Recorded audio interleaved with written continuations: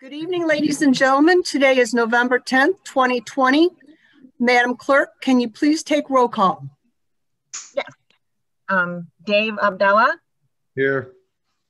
And Councilman Abdallah, can you state the county, city, or village and state that you're residing in?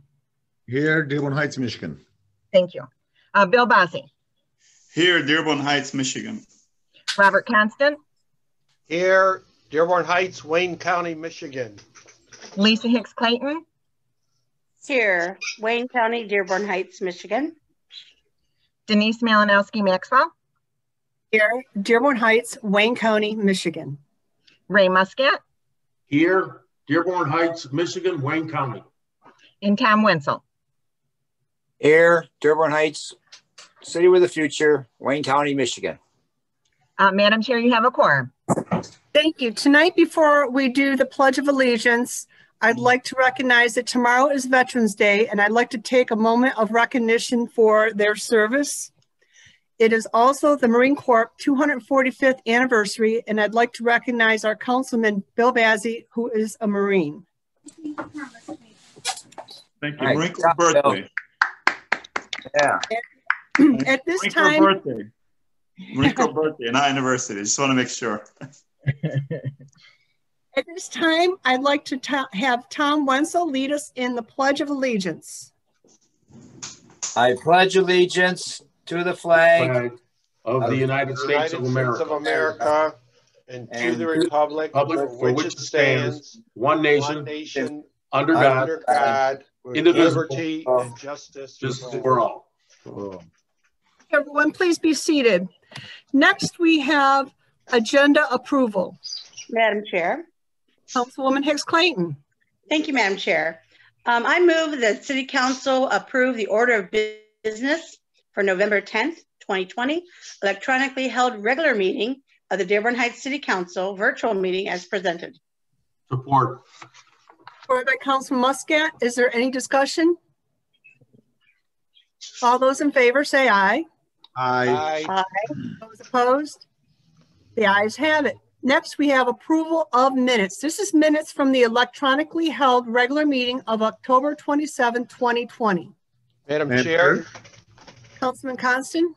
I move that the minutes from the regular meeting on whatever date it was be approved. October 27th. October 27th. Support. Supported by Councilwoman Hicks Clayton. Is there any discussion? All those in favor say aye. Aye. Aye. Those opposed? The ayes have it. Next item on the agenda is public hearing and comment on agenda items only. You have 2 minutes and please state your name.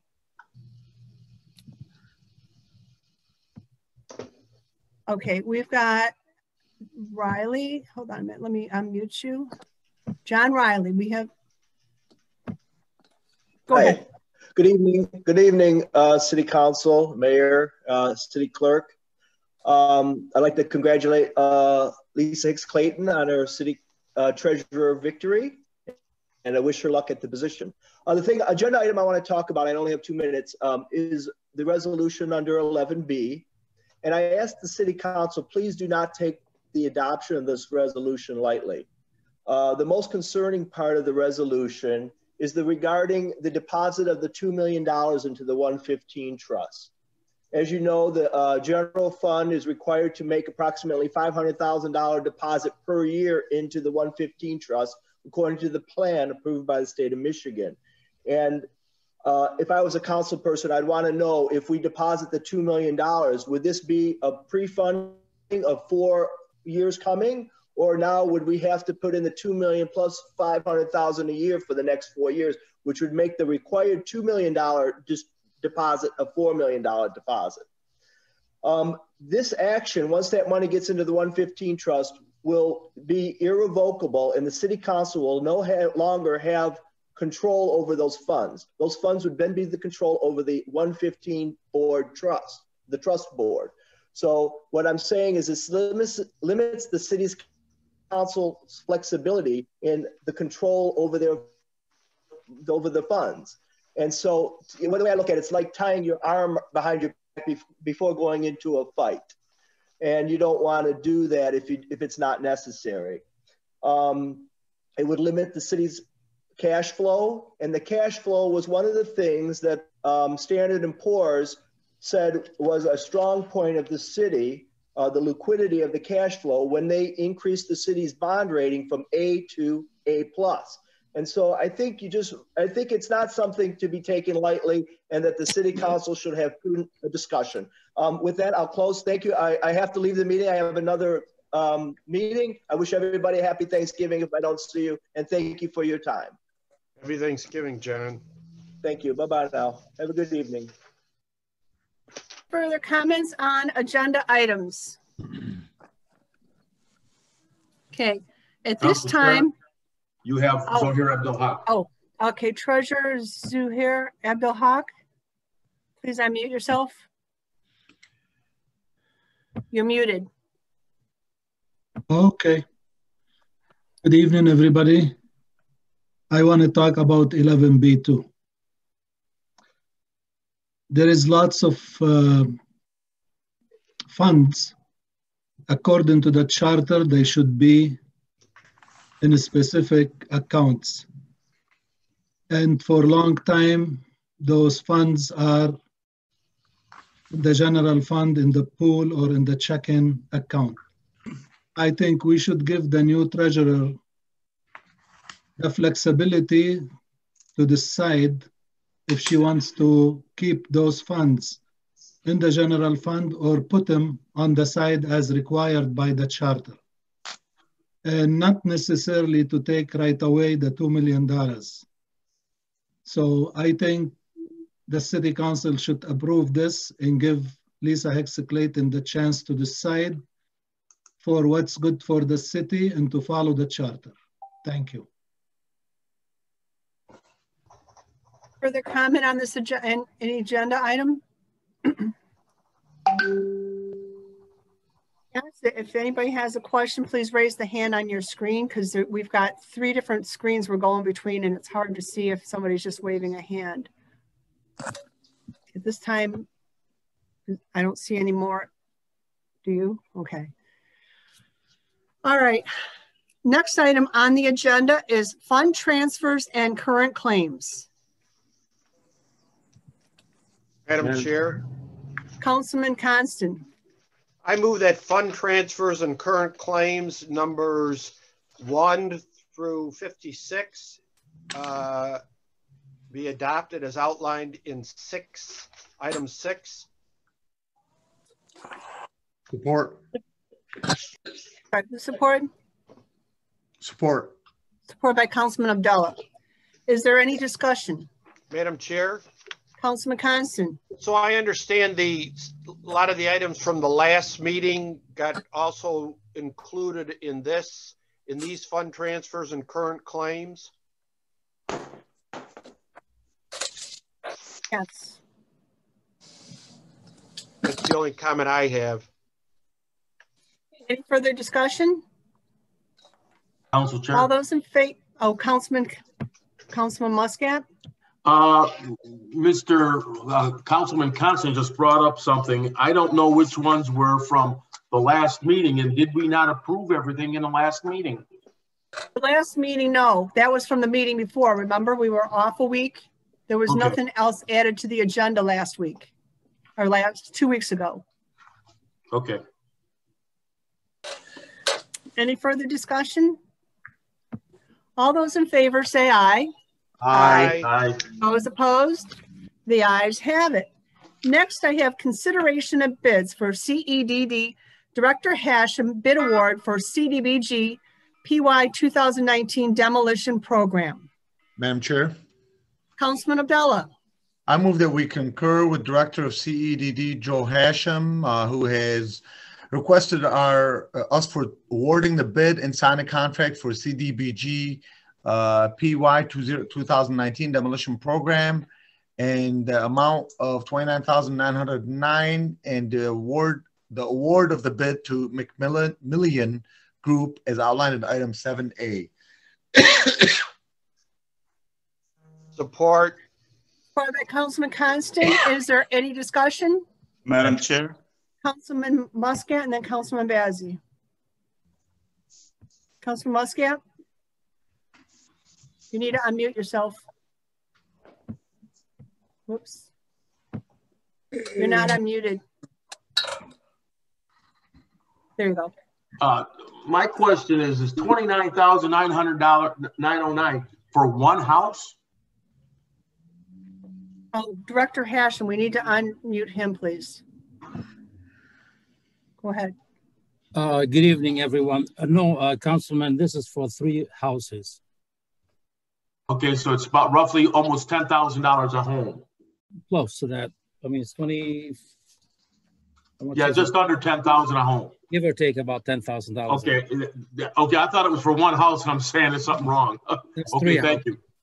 You're welcome. Thank you. Next, we have Councilman Bazey. Okay, so I know we've had this discussion before about the same group. That company is not authorized to do any abatement. You know, I looked at the state website. The bids that came in, the first Rickman is authorized by the state. Selmi, that's authorized. Inner City is authorized. And so yeah, Blue Horizon is authorized by the state, and Smiley Construction, that's authorized. The other companies are not authorized. So I looked at the first city that the first company that actually is authorized to do the work by the state is Inner City Contracting, and that's they're charging $35,775, a difference of $58.66, and that's the first company that actually has that is authorized by the state to do the work. I can't approve this company that is recommended because they're not authorized. And I know last year or a year ago or so, this came up, and I did not approve because some of the residents, multiple residents, that they had homes in their areas that were demolished, and they had dust in the air. So I don't know if that was asbestos or lead.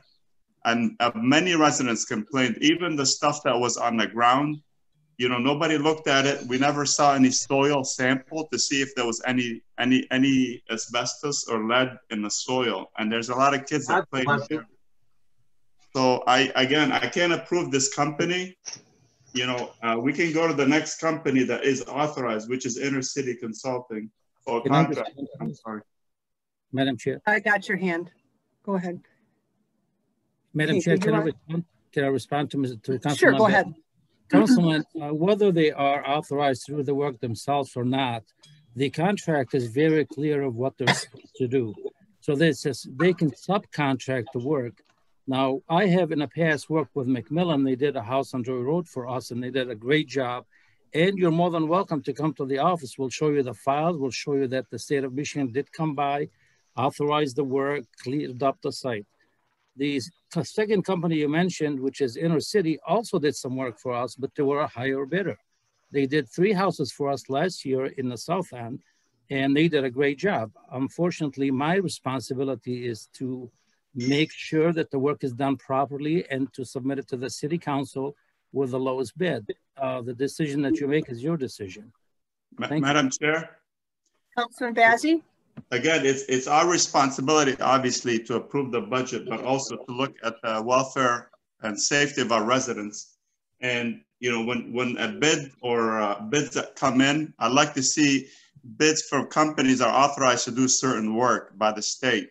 You know, if it's authorized by the city of Dearborn Heights, it's authorized by the state. So I cannot approve this again, you know, because residents had concern the last job that was done. And, you know, anybody can demolish homes, but to do it properly, the state has companies that are authorized to do the work. So I cannot approve a company that is not authorized by the state to do the abatement, especially if there's asbestos or lead.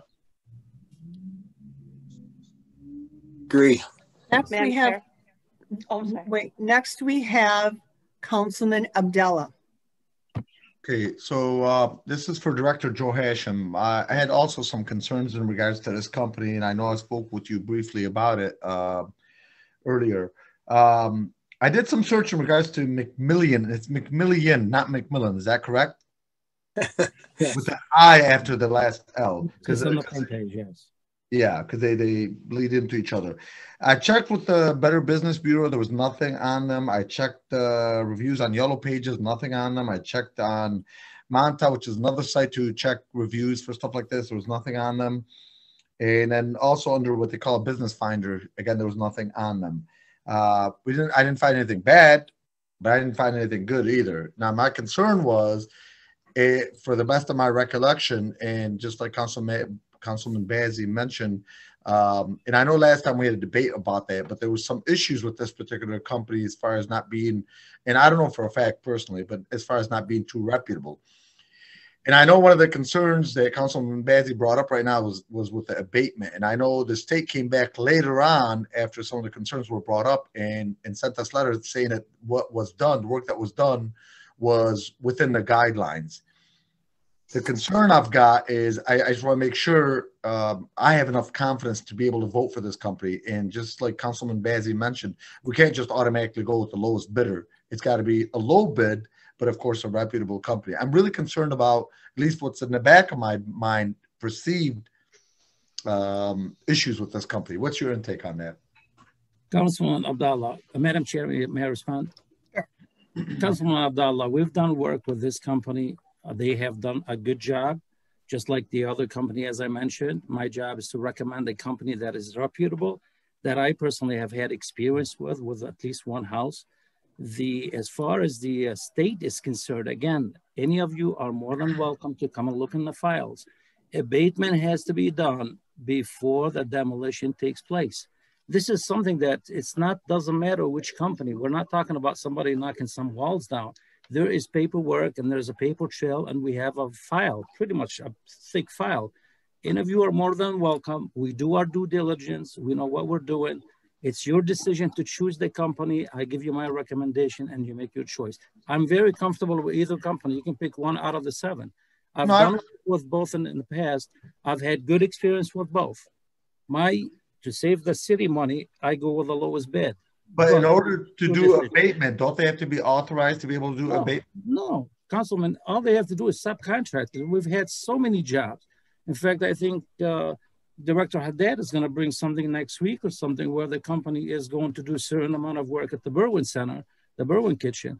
They don't have to do everything. They don't have to do the concrete. They don't have to do the abatement. They hire companies. They are responsible. Our responsibility is to make sure the work is done properly and to get the paperwork certified from the state and make sure we have a complete file and it's transparent. And again, in the past, every file is in our office. You can come and look at it. The abatement has to be done.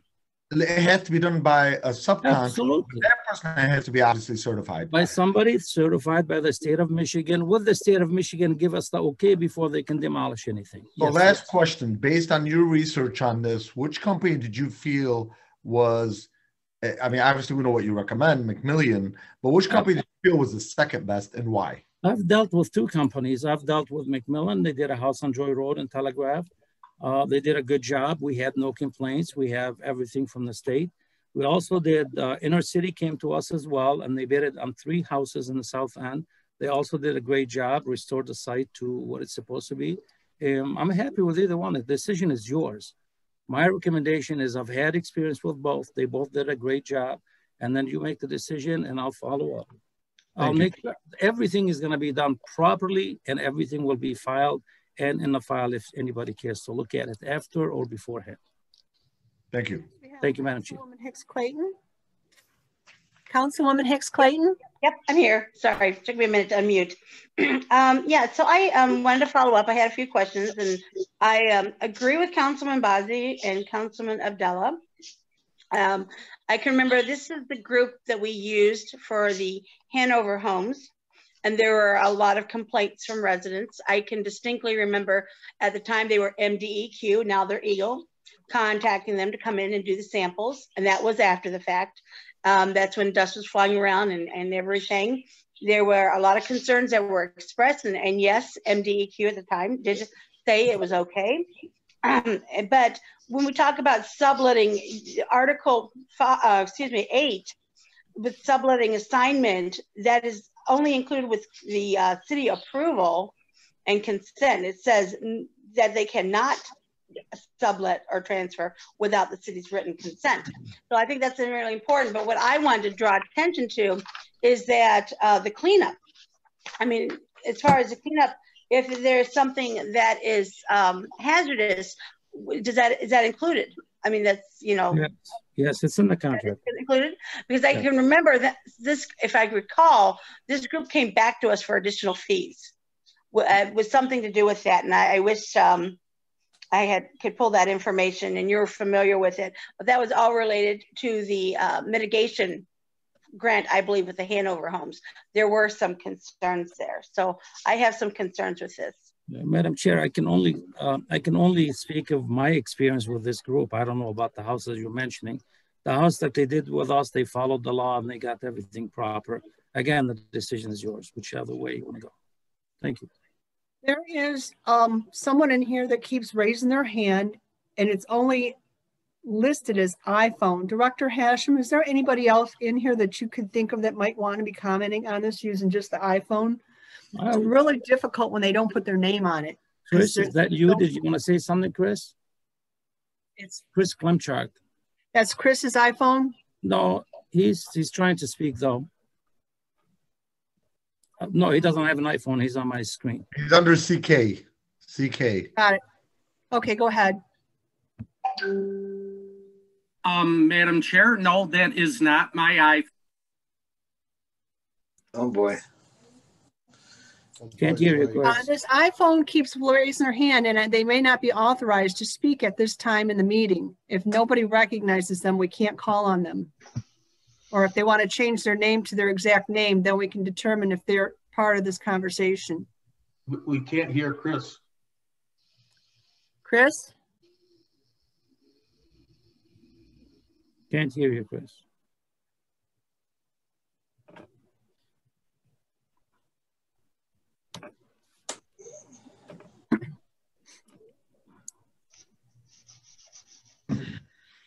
Well, he's muted himself again. Unmute yourself.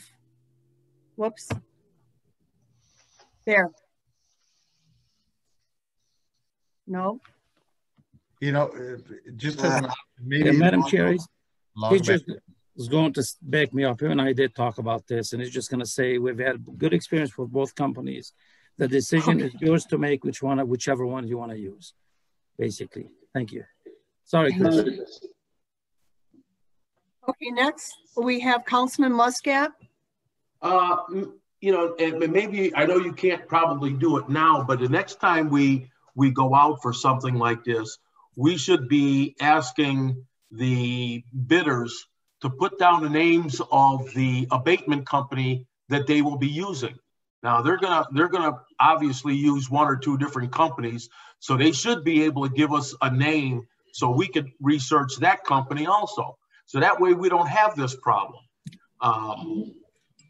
Yeah, I'm just trying to help out here, to resolve this issue. Maybe that's what we should be putting in the bid packet also. Councilman, can I respond to him, Madam Chair? Oh, go ahead, please. Councilman, we can do that. However, companies do change their minds. Whichever company they choose, they have to be certified by the state. And you and I have talked about this in the past when we did the last 3 houses. Correct. Yeah.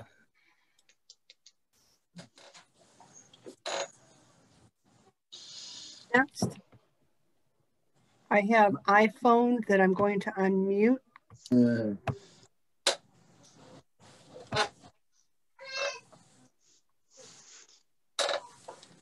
I am trying to.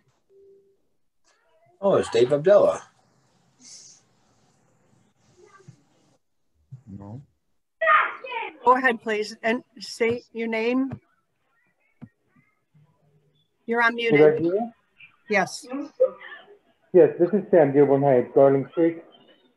In regards to Macmillan Group, I just want to clarify a few things that the council member have mentioned about Macmillan Group.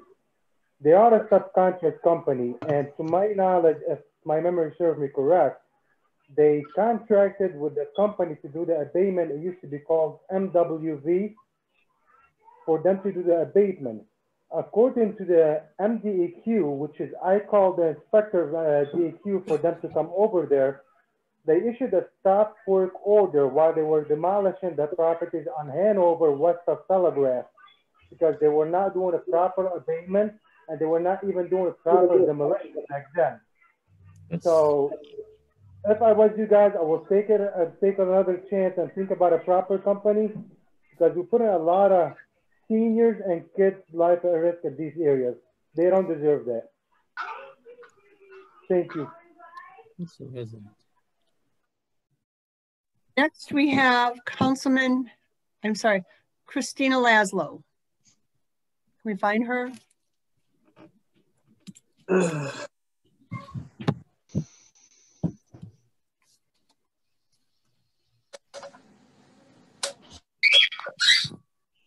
Council Chair, I was just going to state two quick things. The first thing Councilman Muscat kind of touched on. The next time we do go out for bid for this next grant, we're just going to include the name of the subcontractor. The other thing is it never came back for a change order. What came back, what Councilwoman Lisa Clayton is thinking of, is the environmental company that actually did the study missed a piece, and we went out for bid again for that. So I just wanted to clear up those two things, that in the future for the mitigation grant, we will be getting the names of the subcontractors, and that there was never a change, add-on after, I should say. Thank you. Any further discussion before we vote on this? Madam Chair, one more thing, please. Okay, Councilman Bazey. Okay, again, going back, just want to refresh the council members' memory. With this, yeah, there was an environmental company that comes in and they did assess. They said there was asbestos and lead, and they checked every room. So we did see that. Then a company in question came in and did the demolition. So nothing in between that showed us who actually did the abatement. So there was a gap. The next thing is we got a bunch of residents calling us with pictures with dust in the air, and they were freaking out. So again, I just want to refresh you guys' memory. That's what happened. I mean, we can either vote on this or revise it to include the other company. It's up to you guys. Well, we have a motion on the table, so we need to deal with this motion and then go from there. We do have to take a vote on this. Okay. So at this time, is everybody done discussing it? Okay, all those in favor say aye. Aye. Aye. Those opposed? No. Okay, we're going to have to do a roll call. Councilman Muscat, how do you vote? Yes. Councilman Constant, how do you vote? Yes. Councilman Bazey, how do you vote? No. Councilman Abdullah, how do you vote? No. Councilwoman Hicks Clayton, how do you vote? No. Councilman Wenzel, how do you vote? No. Ski Maxwell, no, it fails. I guess we'll refer it back to Director Hashem to possibly come up with a different company. Madam Chair. Madam Chair. Councilman, we're ready to go on to the next agenda item. We've taken too much time discussing this. Or do we want to, what did you want to do? Just Madam Chair. I think we should make since they've already gone out, they've already done the research, they've already had bids, the whole 9 yards. We already know who's the second highest bidder. We already know that that's at least what I'm told by the directors, previous company, which we've done work with. Why don't one of us, myself or anybody, make a motion with the second company and vote on it? Is that okay? I'll make the motion. Go ahead, Councilman Abdullah. You want me to go ahead? Yes. I make a motion that after Director Joe Hashem has reviewed and submitted certified bids by the Controller's Office, that we hereby vote on as a council the company with the name of Intercity Contracting LLC at 18701 Grand River Avenue, Detroit, Michigan, with the amount of $35,775 as outlined in item 7A. Support. Support by Councilman Bazey. Councilman Muscat, did you have a question? You had your hand up. Oh, I'm sorry. I was going to ask about trying to get this resolved with voting for another company. Okay, is there any further discussion? Okay, all those in favor of the new company that was just announced, say aye. Aye. Aye. Those opposed? That company passes. Next item is a CEDD Director Hashem bid award for CDBG CEDD Professional Services Consultant for all federal grant programs, plans, and projects. Madam Chair, Councilman Constant. I move we concur with our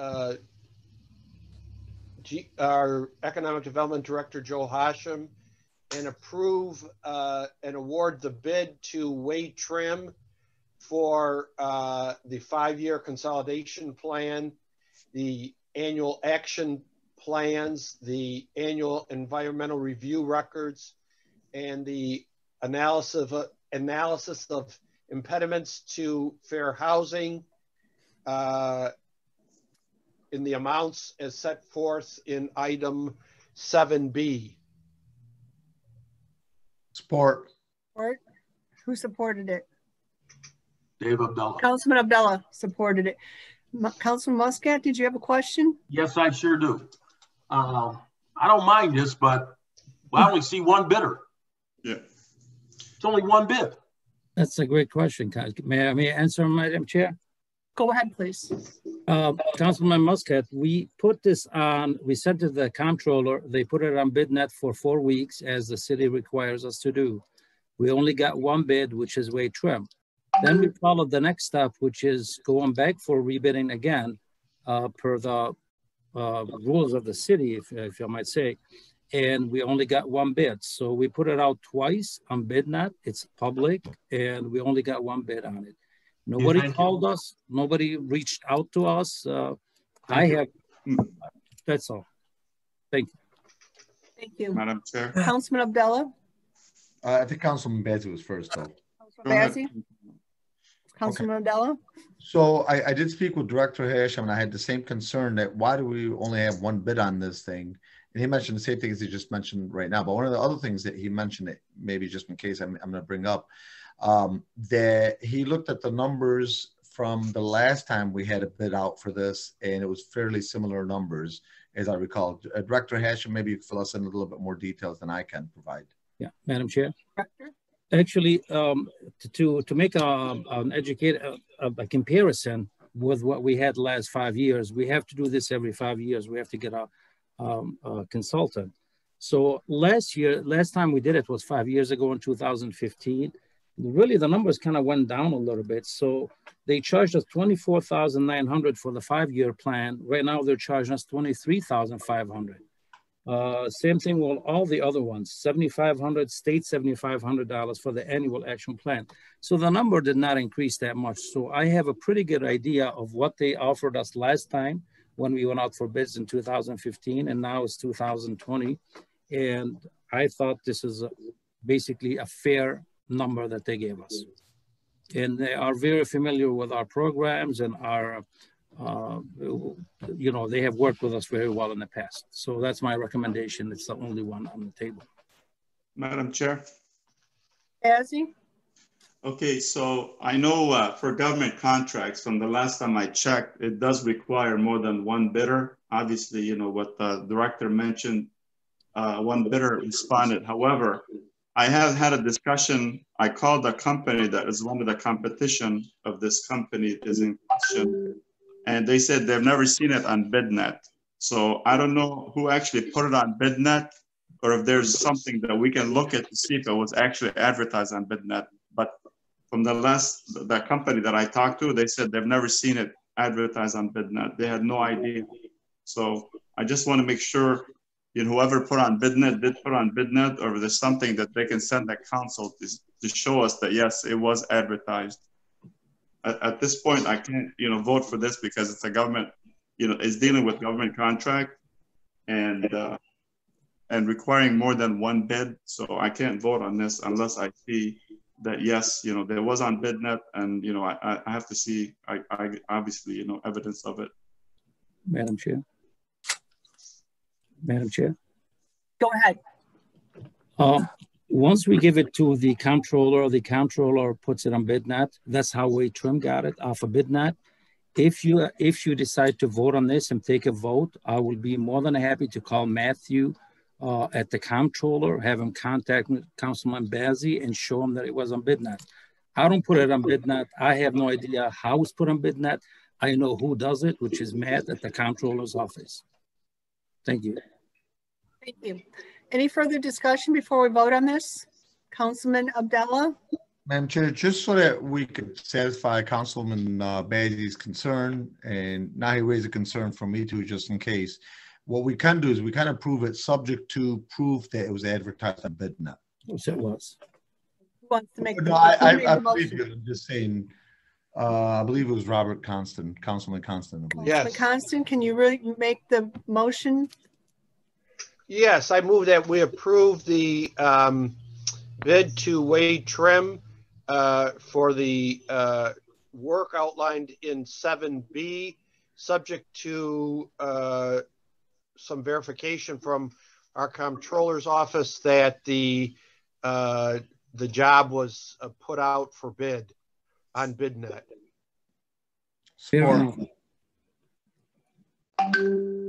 All those in favor say aye. Aye. Aye. Aye. Those opposed? The ayes have it. Thank you. Next, Madam Chair. next item on the agenda is DPW Director Selmi bid award for City Hall rooftop unit. Council Chair. Councilman Muscat. I move City Council concur with Director of Public Work John Selmi in the rooftop replacement in the amount of $15,383 as outlined in 7C. Support. Supported by Councilman Bazzi. Is there any discussion? Madam Chair. Councilman Abdallah. So this one's in regards to this one and D, and I'd like to get an answer on this from Director Selmi. I know we haven't proposed item D yet, but it's a similar situation where we have a rooftop for, this one's for City Hall, the other one's for the fire station. I know John Selmi is on. I don't know if he could hear us or not, but I had seen him earlier. In any event, John, are you here? Is he? Yes, sir, I'm here. Okay, great. So this is the business mindset of mine, and maybe against the rules, but I'm just curious. When you have this type of a thing where we have bidding on two different properties, two different major properties and major jobs, can we not continue legally to negotiate to get a better deal because we're giving them two jobs instead of one? I don't have an answer for you about the negotiation part of that, but the thing that you need to know, there are two different size units too. So that's why one price is lower than the other. No, I get that, but they're both to Allied. You're recommending both of them be to Allied. So just like in any business, if somebody gives multiple jobs to somebody, usually they could get a pretty decent discount or some discount.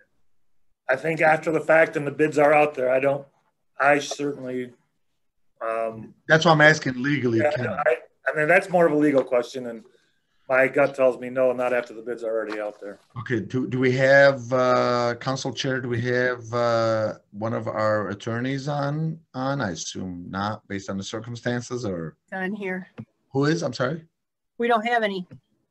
Okay, then maybe can the mayor or somebody that would have knowledge to this, maybe possibly the clerks, answer if we can possibly go back to this company and say, we're going to do two big jobs, not small jobs, big jobs. Are we able to get a little bit of a better deal after something? Okay, I have the mayor, then I have Michael Blackburn also wanting to speak. Mayor, go ahead. I'd let Michael Blackburn speak. Okay, we got to find him now. He disappeared in here.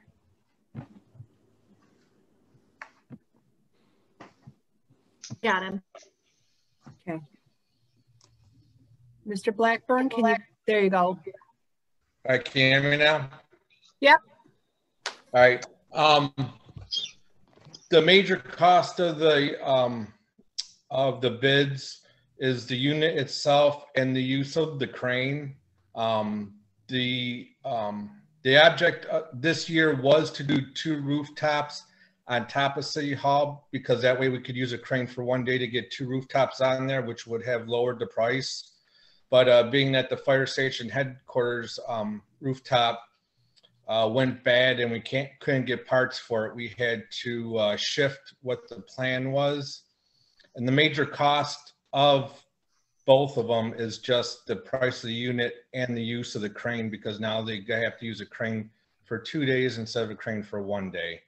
It's the double use of the crane that is the cost of it.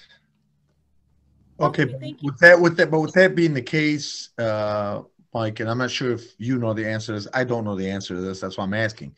Can we propose to this company, which we're proposing the same company, Allied on both of them, to get a some sort of a shave off the price because we're giving them 2 jobs instead of 1?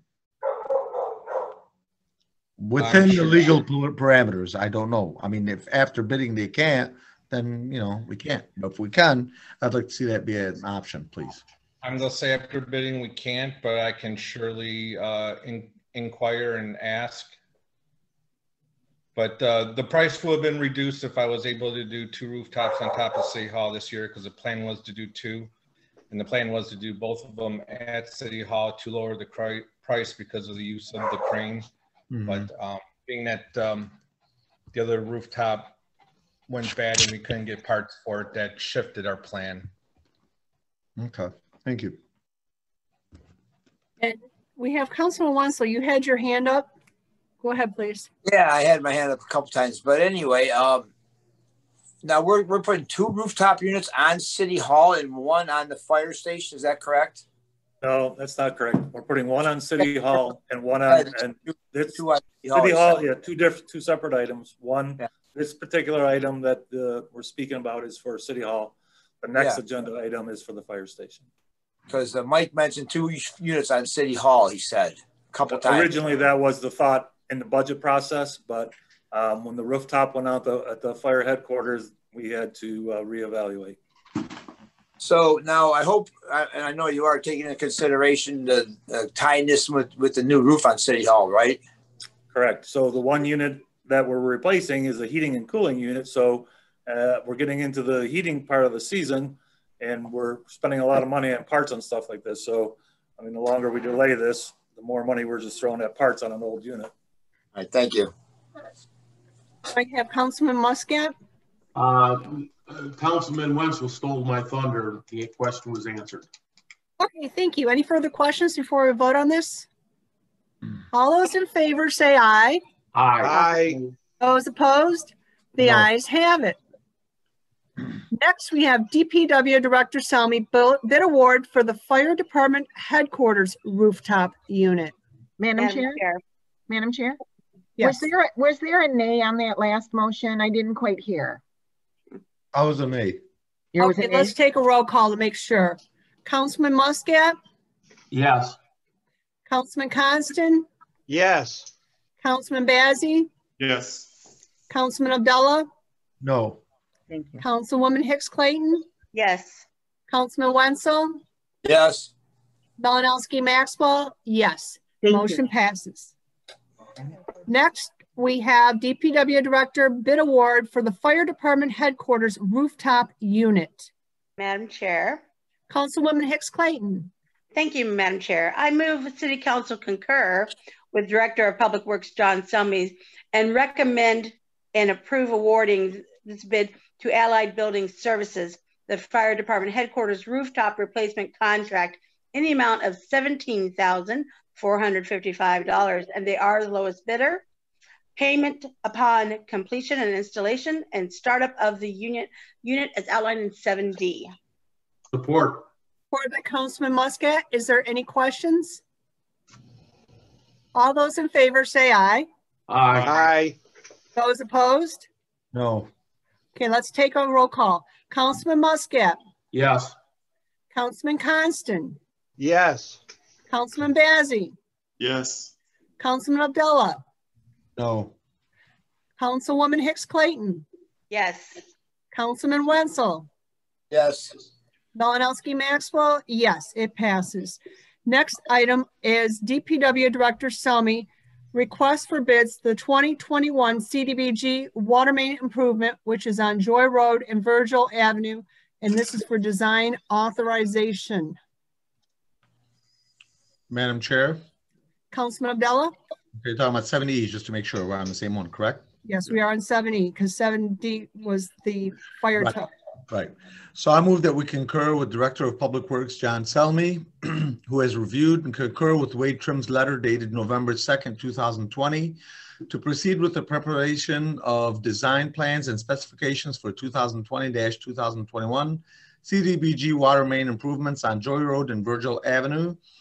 And the department is requesting authorization for Wade Trim Associates to prepare plans and specifications and necessary permits and advertise for bids in amount not to exceed $67,000 as outlined in item 7E.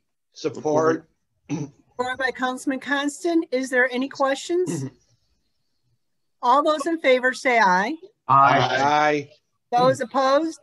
The ayes have it. Next item is 7F. This is DPW Director Selmi, request for bids for 2021 water main improvements. This is for Ann Arbor Trail and Highland Avenue, and this is for design authorization also. Council Chair. Councilman Muscat. I move council concur with Public Director John Selmi on the water main improvement project in the 2021 water and sewer budget for Wade Trim to prepare plans and specification not to exceed $96,000 as outlined in 7F. Support. Supported by Councilman Constant. Is there any discussion? I have All those in favor. Can't raise my hand. I'm trying to raise my hand. Oh, go ahead, Councilman. I know you want it now. Okay. Director Selmi, are these lead water pipe replacements, or what are these water main improvements? These are the actual water mains themselves. Oh, the big, what, 8-inch line or something, or? Correct. Yeah, okay. All right, thank you. Welcome. Discussion? All those in favor say aye. Aye. Aye. Those opposed? The ayes have it. Next item is Police Chief Myers' request for bids for comprehensive data recording system. Chair. Councilman Muscat. I move council to authorize to seek bids for the following equipment. They'll be paid for with contractual service funds and available grant funding. These bids are for comprehensive data recording system to include body-worn cameras, interview room recording system, and data storage solution, which was presented by Chief Myers as outlined in 7G. Support. Supported by Councilman Constant. Is there any discussion? Madam Chair, Councilman Bazey. I'd like to find out how many cameras are we getting, body cams, with this, with 7G? Myers, would you like to answer that? So when we go up for the bids, it'll be for it'll be for body worn cameras, which would be one for every member of the agency. So you're talking roughly 80 to 90 of those.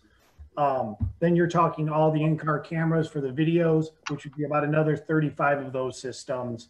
Then you're talking about interview rooms and booking area, so another 4 to 5 internal ones.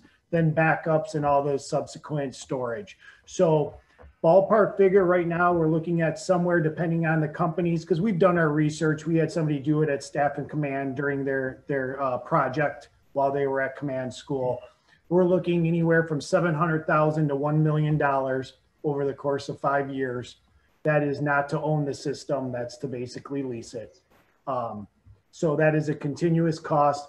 And once again, this, as you know, we're going out for bids right now, as I wrote in those emails that I wrote to council several weeks back, or so a month or so back. This is an unfunded project at this point. The funding under this year would come from other actions that will be presented to council. But I'm looking at it, so if we can't get it under this budget, then we start looking at it for the next budget. But you're talking roughly $200,000 per year annually to maintain a system this size. So if that helps you, it'll be in the bid request. And it is a comprehensive system to replace our current one that is at end of life, and we do not have body worn cameras at this time. Thank you. Yep. Thank you. At this time, looks like Councilwoman Hicks Clayton got kicked out, so we're going to let her back in before we take a vote. Councilman Wenzel, please. Yeah, Chief Myers, I've had discussions with the last 3 police chiefs, and you were part of a couple of discussions in the past about body cams, and it was recommended that we don't get them. I think it was you that said that there was some kind of evidence isn't admissible in Michigan. Has something changed where now we're trying to get these body cams that I've been trying to get for a long time? No, it has nothing to do with evidence per se, as much to do with privacy laws. We're responding to the community, what the community wants, what's been brought to me. They want transparency. Our officers want these body cameras, but there are still going to be issues of privacy of what we see or what we tape inside of homes. It'll also probably create a position where we need somebody to be a full-time FOIA coordinator, because the amount of data that will be needed to review will be every minute. So you're talking, it's not just camera systems. There's a huge expense, both on the front end and on the back end, to operate a fully functioning professional body worn camera system. And we're going to start realizing some of those expenses. Yeah, but I think it's a good idea, because almost every other department in the area has them, don't they? Well, no, that's not accurate. Some of them are experimenting with them. Most are going to it. We're following a lot of the recommendations of the future of law enforcement, both by the MACP, but you'll also find negatives from the international associations of chiefs of police. But one of the things that during President Obama's stay, or during his 21st century policing, transparency was one of them. The best way we can do it to protect both our officers and the citizens is through the use of body worn cameras. All right, well, I want to thank you for getting this ball rolling on that issue. All right, need the money now. Madam Chair. Next, we have Councilman Abdullah. This is for the chief. The $200,000 figure that you mentioned, I just want to make sure I heard you correctly. You mentioned that that's for maintenance, or that's cost? Can you So now they're doing everything like your cell phone. Most of the systems that you're looking at now, that we're looking at, you don't own. That way you have replacement costs. You're actually getting during that 5-year contract for roughly that $700,000 to $1 million, depending on which company we choose to look at. You're getting mandatory upgrades of equipment, you're getting the storage, and you're getting that contract for 5 years. At the end of the 5 years, you can always get out of that contract and go with another system and reevaluate costs. But like anything else, the cost of doing business rarely goes down, and owning the equipment isn't financially prudent anymore because technology changes so fast. We've learned that with our current system. I see. Okay. Thank you very much, Chief. Thank you. Next, we have Councilman Muscat. Chief, this would have nothing to do with the 911. If we went with Dearborn, none of that would be picked up for this? No, so basically what the funding for this will come for under this fiscal year. The only way I can afford it is the money savings from the dispatch project. If we don't realize those money savings from the dispatch project, then I can't fund this project under this budget year. So they're two totally different things then, correct? Oh, they're completely different. Okay. One doesn't happen without the other. Okay, all right. Any further discussion on this? Madam Chair. Councilman Abdullah. So I need a clarification on that. When you say one doesn't happen, Chief, one doesn't happen without the other, you're talking about, and I know we haven't decided on the combined dispatch, but let's just provide it, whether we go or not, that's a whole different conversation. But you're saying if we go with combined dispatch, we can't have the video cameras, or? No, what I'm saying is the financial one doesn't go without the other is what you said, so I want to get so the financial savings that we will realize in the first year, this year, from joining combined dispatch would allow me to purchase this system, whatever we go with under these bids now. If that doesn't happen, this was an unfunded budget item that we never budgeted at the beginning of this. The only way I can realize the money under the current budget is the savings we would have from the combined dispatch project. Otherwise, I don't have a funding mechanism for the body worn cameras that we're going out there. Therefore, you would kick that to the next budget, correct? We would try to kick that $1 million to the next budget. That's correct. Okay, thank you. Councilman Constant. Thank you, Madam Chair. Chief, don't you think we'll save some money on our liability insurance? And I know in Dearborn, it made a lot of the prosecutions much easier with the body cameras. And by law, I believe all interrogations have to be videotaped now under state law. So we've been doing that for years and years here at Dearborn Heights. Those policies have been in place. This really, the difference is it puts the cameras out of the building and the cars and onto the officers as well. I do believe it'll cut down on liability. I do believe it'll cut down on citizens' complaints. I do believe that uses of forces will go down. I do believe that our officers will be protected better. I believe it's a fine system for our officers to protect them under what they face every day. And the equal benefit is that it protects the citizens as well. I don't see any downside other than the cost of the program. And so in other words, in the long term, it'll all pay for itself. Oh, absolutely. It'll pay for itself. And quite honestly, we may not have that choice depending on legislation. So it may become a moot point at some point. But being a professional law enforcement agency, providing the best services we can to our community, this is the right move for Dearborn Heights. Thank you. Further discussion before we vote on this? Councilwoman Hicks Clayton has joined us on her phone. She has called in, so she is in here too. All right. All those in favor say aye. Aye. Aye. Aye. Those opposed? The ayes have it. Next item on the agenda is, let me see, reports from mayor. This is for forensic audit of treasurer's office. Madam Chair. Woman Hicks Clayton. Thank you, Madam Chair. I would make a motion, but am I able to give the reasons why first, or do I do it after? What is your preference? Make the motion and then give your reason why. Okay. All right. So, Madam Chair, I would like to move this item back to the administration. I would like for consideration as the treasurer-elect, I fully support an audit. In fact, good governance is having, anytime you have a change in leadership in the treasurer's office, there should be an audit. However, I think this letter is dated with its 4-month period concerns me. I think it should be a longer period of time because we've had 2 changes here. And again, I'd like to refer back to the administration to address that, but also to not only extend the time period for the audit, but also to identify who the third party would be that needs to be independent, Madam Chair. Support. Support by Councilman Muscat. Is there any discussion? Madam Chair. Councilman Constant, and then Councilman Abdullah, and then Mayor. So, Madam, as I understand the councilwoman's motion, it's to not do the audit and refer back to the administration. No. No, that's not what I said, Madam Chair. Go ahead, Councilwoman. Thank you, Madam Chair. I said I support the audit, but I think the parameters of the audit, need to be identified. And I shared that in the motion.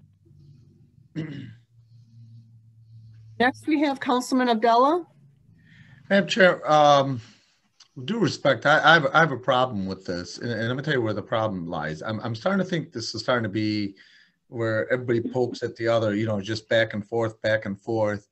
And as you recall, and I've stood by it, that I've never been for the forensic audit to be the starting point. With that being the case, if the administration has some concerns about the current way the treasurer is handling things, I think the first step would be to speak with Plant Moran to look into this company that we are ready for, pay for audits, and have them look into these potential issues, challenges. I don't even use the words accusations because I think we jump into too much conclusions that somebody's doing wrongdoing. And then if there are things found that are of issue or red flags or whatever, then you take it to the next level of a forensic audit. But just like last time, I don't believe we should go right off the bat spending the taxpayers' money with the forensic audit, which is way more involved than needs to be on the initial phase. And B, again, making a mountain out of an anthill. Let's initially have Plant Moran look into this and then go from there. As a matter of fact, they're going to be starting their audit anytime soon if they haven't started already with administration.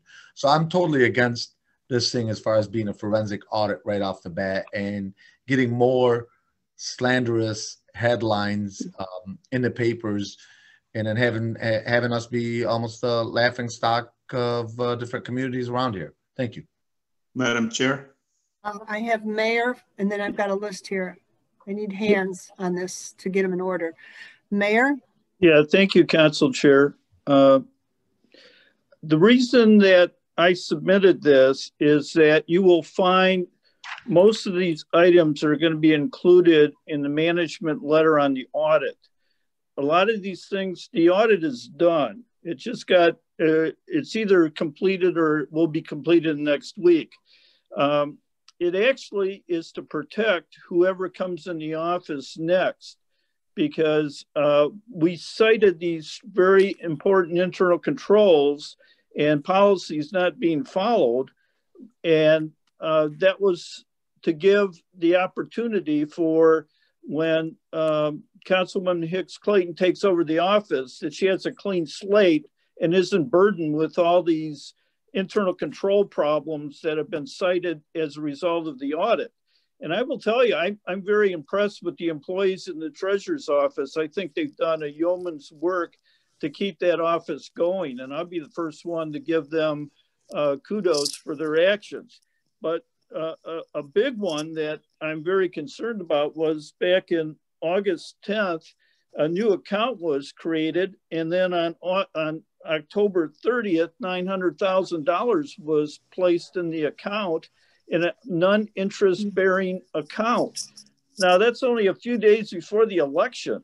And those are questions that I don't have control over the department, but somebody independent needs to look at these things and figure out what was going on there for the last 3 months. Next, we have Councilman Constant. Thank you, Madam Chair. And just quickly, Mark Kettner from Riemann Robinson, the use of forensic audit is sort of overused. It would just be an audit. A forensic audit is to prepare the documents and everything to be introduced in evidence in the court. So I think the forensic audit term has been used a little too much. It's an audit of the books, as I understand. Thank you. Councilman Muscat. We have a motion on the table from Councilwoman Hicks Clayton. And I think it's prudent that we vote on this to send it back, because I don't like the amount of time that is put on there. You know, we fought for an audit now for well over a year. We've been to court, and now we want to put another audit on. We've had an audit going to be going on. So 10 years to me is what I want to see.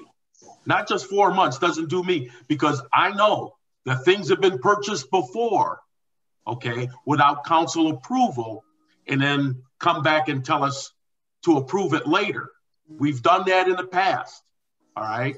And this to me is like a witch hunt also. And it's just not right. I don't know what else to say. We fought for this. We've been fighting for an audit. Like I said, we've gone to court. We got a motion on the table. Let's vote on that motion. Madam Chair. Wait a minute. Next, we have Councilman Bazey. Okay, yeah. So, I mean, I do agree on the audit, and that's why we put a resolution over a year and a half ago. So we do have an active resolution to do the audit. So we just have to comply with that and do the audit. And that's not limited to one department. It's, you know, I mean, this is something, you know, concerned, the council were concerned about some items, and that's why we put the resolution. So I do agree with an audit, but we have to go by the original resolution we have for the audit. And I agree, we have to get an independent company to do the audit. Abdul Haq. Good evening again. I appreciate giving me the time to respond to the mayor's false allegations. On the 4th of August, I sent email to all the city council members, including the mayor, citing that I have asked the controller for some documents, which I felt there is some financial irregularities in some places in the payroll, which I release every 2 weeks without knowing who's getting paid, if they getting paid more than they should or anything. They refuse to give me access to the payroll. They refuse to give me access to all kind of document, to the point on the instruction of the mayor. Linda Vince wrote to me that my job description does not allow me to access this information. An appointee is telling elected office, even I am intern appointed, that my job description does not allow me to know who I am paying close to $800,000 to every 2 weeks. I am concerned about the mayor running to a local newspaper spreading his lies about me in the office. It's so unfortunate that at this age and time, man like him in his caliber and his experience will do that kind of things. I'm going to respond to the allegations one by one, if you allow me. Okay. The bank reconciliation are at least 1 month behind. That is true. Always. They cannot be completed until a bank statement is received, which is usually within the 1st or 2nd week of the following month. The mayor should ask the controller how much her office is behind on things and why. On January 8th, he signed the contract with Plant Moran without approval of the city council to spend $70,000 of taxpayers' money to fix her books, and you all remember that. The second thing, all cash deposits are submitted daily, Mr. Mayor, via a cash report, which shows all of the deposit made each day, no delay on them, and the controller gets them the same day. The purchases of the much needed office equipment, which I direct the residents of the city, the mayor, and the city council. Please go to this site, DHCO on Facebook. I put pictures of the office, how much those items are needed, and we are in violation of the storage criteria of all these documents. But I went and bought these items not with cash money or taxpayers' money. Those are points collected over the years with the American Express when we paid Wayne County hundreds of thousands of dollars for taxes. And we got close to 6 million miles. They are worth around $41,000 if we buy it through Amazon, and they are worth $29,000 if we buy outside. I spent around $5,000 for equipment, which Mr. Dave Abdullah went inside and saw. Those are liability, the tables and things which are taped so they don't poke the employees and hurt them. That's why I went and bought them so I can save $1,500. And this is a normal procedure. There has been so many times where the mayor himself and his assistant and his directors bought things, then they brought him to the city council. For him to go and say, I violated the Fair Tax Act and the charter and all these things. I asked for audit for 10 years to show you how corrupt this mayor is. And I have, okay. All right. I have the documents. Wenzel, we can hear you. Okay.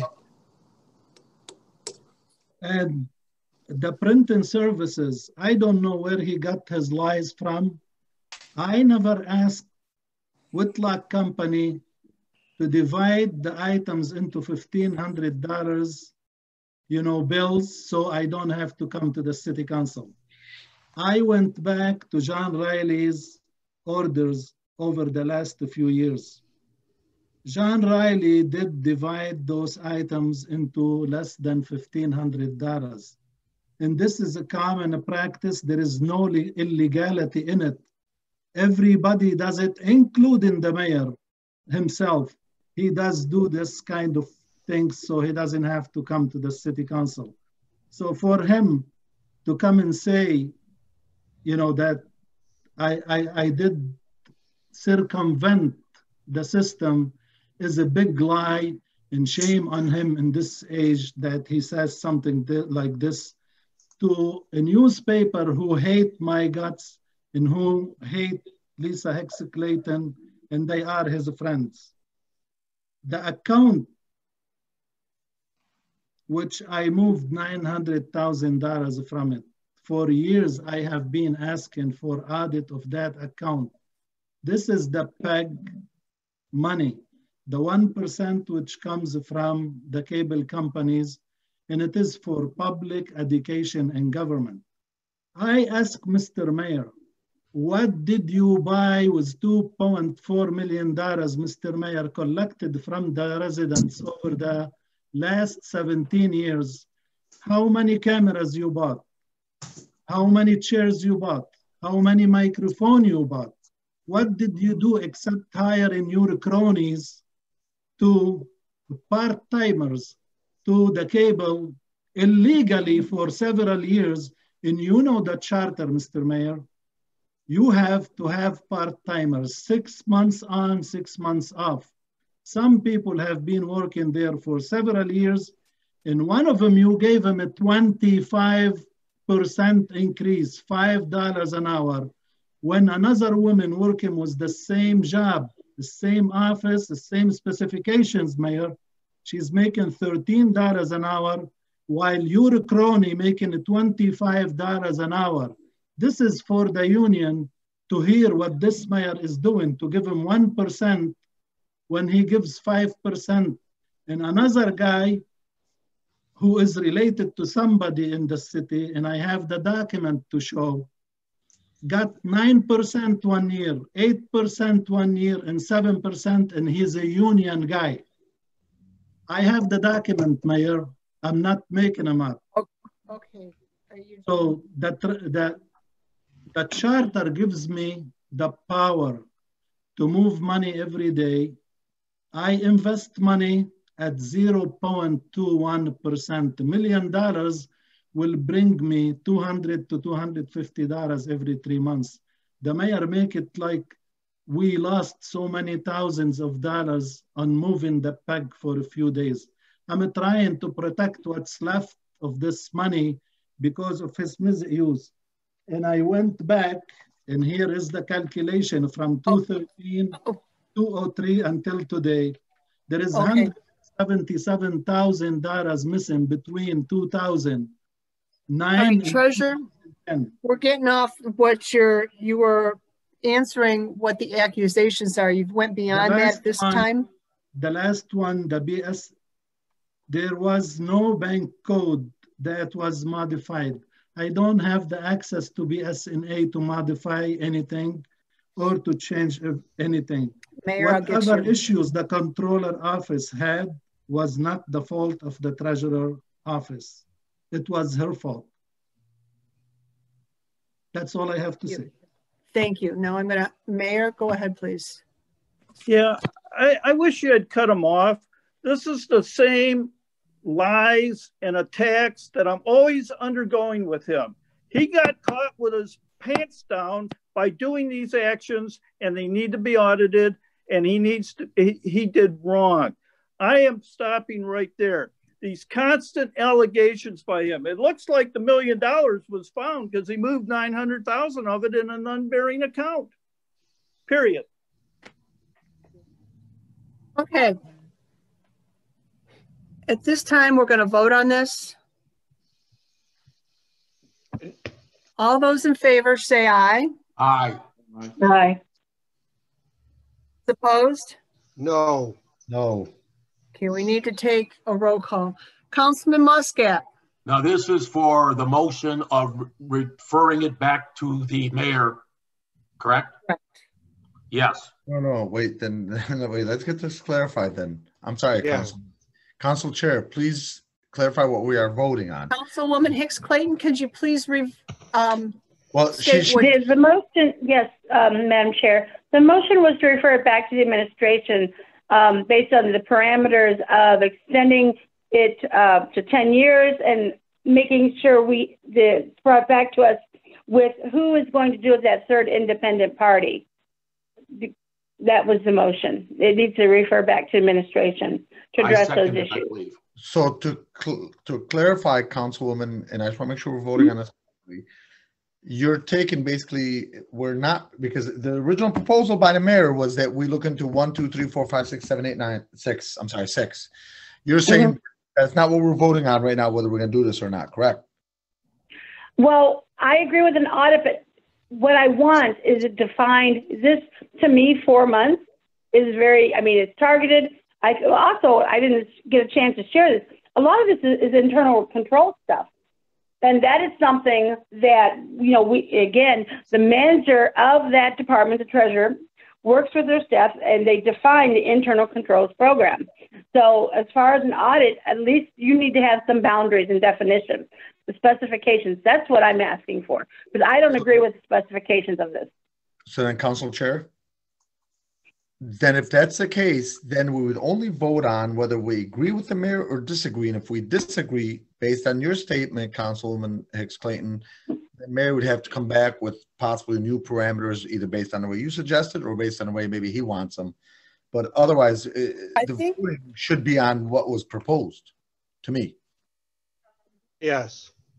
Madam Clerk, what would you do on this? Can you? Okay, the councilwoman's motion is to refer it back to administration for further clarification on the parameters, as well as identifying, I believe, a third-party audit company. Was that right? Yes, that's correct. Okay. Yes. Okay. We are referring it back to administration. All those in favor say aye. Aye. Aye. Aye. Those opposed? No. Roll call. Councilman Muscat. Yes. Councilman Constant. No. Councilman Bazey. Yes. Councilman Abdullah. Yes. Councilwoman Hicks Clayton. Yes. Councilman Wenzel. Councilman Wenzel. Oh, he's muted. I asked him to unmute. Councilman Wenzel. Hey, Tom. Councilman Wenzel. He's not present. Okay, I'm here. Councilman, what is your vote? Yes. Malinowski Maxwell is yes. It is referred back to the administration. Next item is under reports from city officials. Councilwoman Hicks Clayton, Community and Cultural Relations Commission appointment. Madam Chair. Councilwoman Hicks Clayton. Thank you, Madam Chair. I move that the City Council approve the recommendation and appoint Sadie Zibowitz to the City of Dearborn Heights Diversity, Cultural, and Relations Commission. This would be a City Council appointment, as the City Council has two, so this is our second one, per the ordinance establishing the commission is outlined in 9A. Support. For this. Where did the support come from? Support. Councilman Muscat support. Your thing didn't light up, so that's why I wasn't sure who it did. Okay, is there any discussion? Madam Chair. Councilman Abdullah? So, Councilwoman, I don't know the young lady. Can you give us a little bit about her in regards to why you feel? Yep. And, you know, I think she's maybe even beyond tonight. So if she's comfortable sharing, I would certainly turn the floor over to her. But she was one of, if you remember, this commission was established, I think, in the 90s. And it became inactive. And there was a group of women, like 3, 4 of them. 2 of them are already on the commission. One's the chair right now, which is Latanya Gator, sorry, and Leslie Windless, which we already appointed. So Sadie was one of those who was part of moving that to bring this back, to reactivate it and be very engaged in the process. So, but she may be on and maybe she'd like to share. Yeah, I do. She's wanting to speak. We're waiting for you to finish. Go ahead, Sadie. Yeah, hi, I'm Sadie. I can just say a little bit about myself. I do community organizing. I'm a part of Sunrise Movement, which is the largest youth advocacy climate organization in the US. I'm a hub member of the Dearborn chapter because there is no Dearborn Heights chapter. I, over the summer, participated in the ACLU Advocacy Institute on a full scholarship, and I completed the program. I have done different work for different campaigns, like political campaigns on the local level, the state level, and I've volunteered on the national level as well. I've been involved in policy writing for other climate organizations and political campaigns.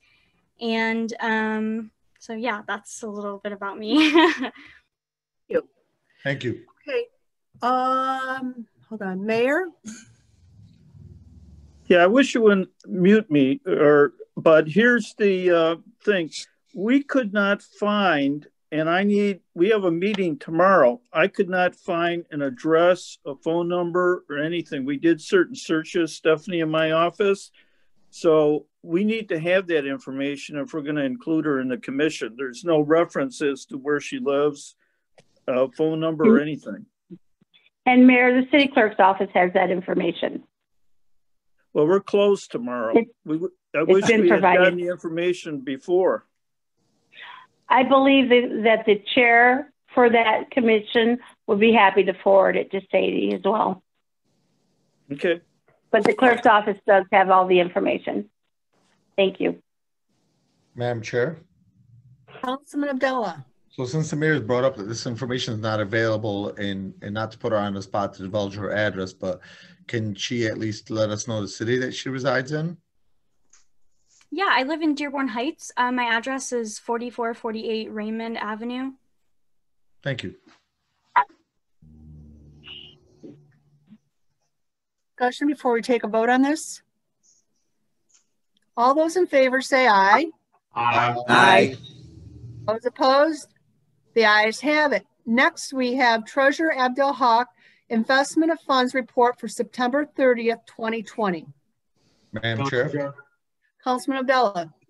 I move that we concur with our Treasurer, Zuhair Abdul Haq, who has attached the Investment of Funds Report for September 30th, 2020. Plant Moran has recommended the reports be put onto the City Council agenda and be received, noted, and filed. And support. This is as outlined in item 9B. Item 9B. Supported by Councilman Muscat. Is there any discussion? All those in favor say aye. Aye. Aye. Those opposed? The ayes have it. Next item is CEDD Director Hashem approval to participate in home consortium.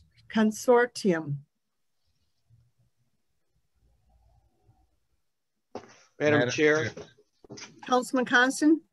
I move we concur with our mayor and our CEDD director, Joe Hashem, and approve the city of Dearborn Heights to belong to the home consortium with the cities of Livonia, Lincoln Park, Taylor, Dearborn, and Wayne County, and authorize the appropriate persons to sign the interlocal government agreement with Wayne County being a participant as outlined in 9C.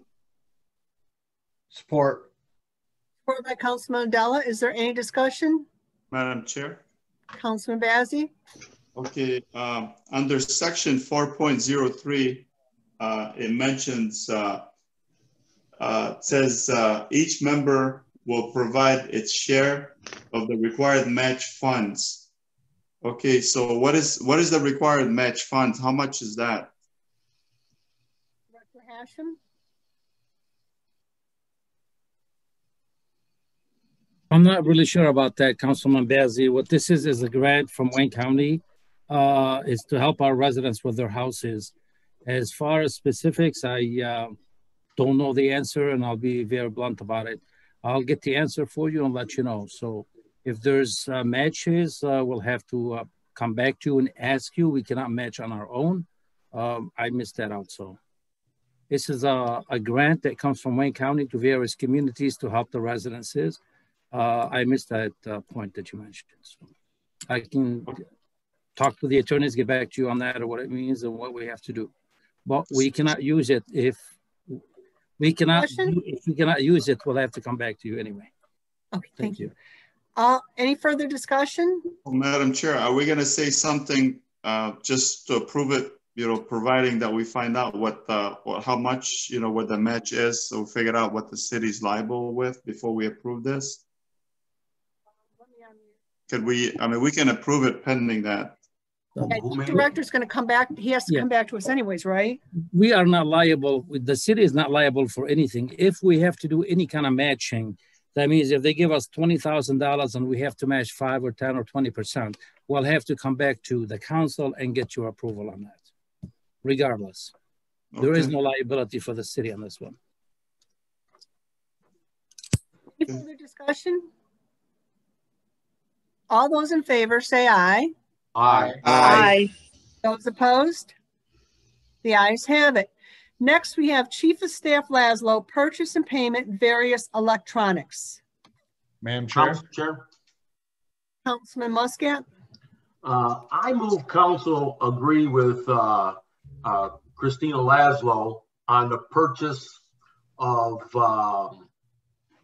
various items here for the police department. I do know that if she's on, she could probably explain this because I believe the prices have changed in the last email she sent us, and I don't have that updated because I'm trying to work 2 computers at one time.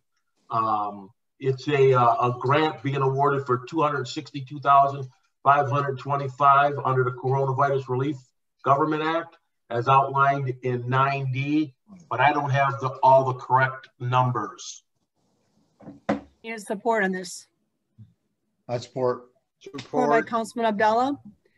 Is there any discussion? Madam Chair. Madam Chair. Councilman Bazey. Okay, so with this, I have 2 concerns. One, okay, so I do see the list, who's getting the, well, my concern is that the big items like computers, laptops. So the first concern is since the same people who are receiving those computers, if they're replacing their computers, you know, if the first item is where they're documenting the serial numbers for these computers. If there's going to be something in the database that says, okay, this is the computers who replaced. So that's one. The second concern that I have is the old computers they're replacing. Okay, I know with the data retention, we'd like to find out, you know, where the hard drives are being kept, you know, so because I know we have a forensic audit resolution or audit resolution. I want to make sure that we safeguard, you know, the hard drives that we have, you know, if we're going to replace any laptops or computers or desktops. Good point. Like good point. Yes. Okay.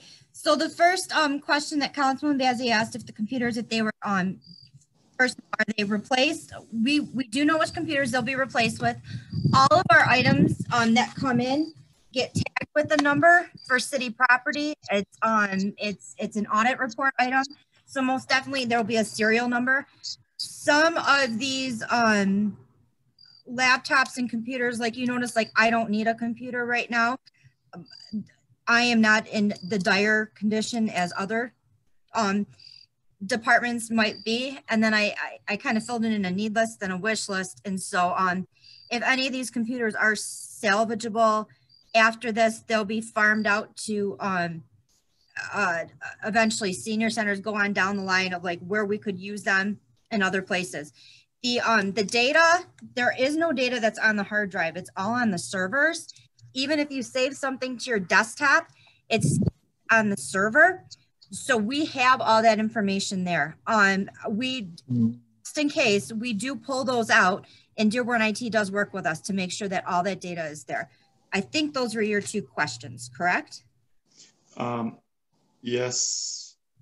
Okay. All right. Thank Next you. we have Councilman Abdullah. Just kudos to our Lieutenant Lisa Martin, our superstar and superwoman, does it again. I know this was from a little while back, but still $262,525, no small change. And to get most of the city's, at least administrative computers, laptops, et cetera, changed and keeping a lot of our employees safer. Just want to say kudos to her. We are so blessed to have her. Absolutely. And hope we could, like I said, that the last council meeting, that we could look into at our next budget to our administration to add a grant writer that's the twin of Lisa Martin for our administration. Can I add one thing? Yeah. I want to add that we have for just about everybody on here, and that will take away from certain people like myself having to run outside on the front porch. There'll be noise canceling headsets, so we'll be able to conduct these evening meetings without all going back in the office and destroying all the cleaning that our cleaning lady did. So including Lynn and Dana and other things, it will help us get the work done. So thank you, Council. Councilman Muscat. No question. Okay. Next, okay. At this time, we'd like to vote on this. All those in favor say aye. Aye. Aye. Those opposed? The ayes have it. Next, we have DPW Director Selmi, authorization for cost sharing agreement with the City of Inkster. Madam Chair. Councilman Constant. I move we concur with our DPW Director, John Selmi, and authorize the entering into a cost sharing agreement with the City of Inkster for the remote CSO outfall monitoring Dearborn Heights and Inkster share this outfall, which is located at Beach Daily north of Princeton, and Dearborn Heights contributes about 40% of the flow. The cost to Dearborn Heights is $8,450, which will be paid from the water and sewer budget as outlined in 9E. Support by Councilman Odella. Is there any discussion?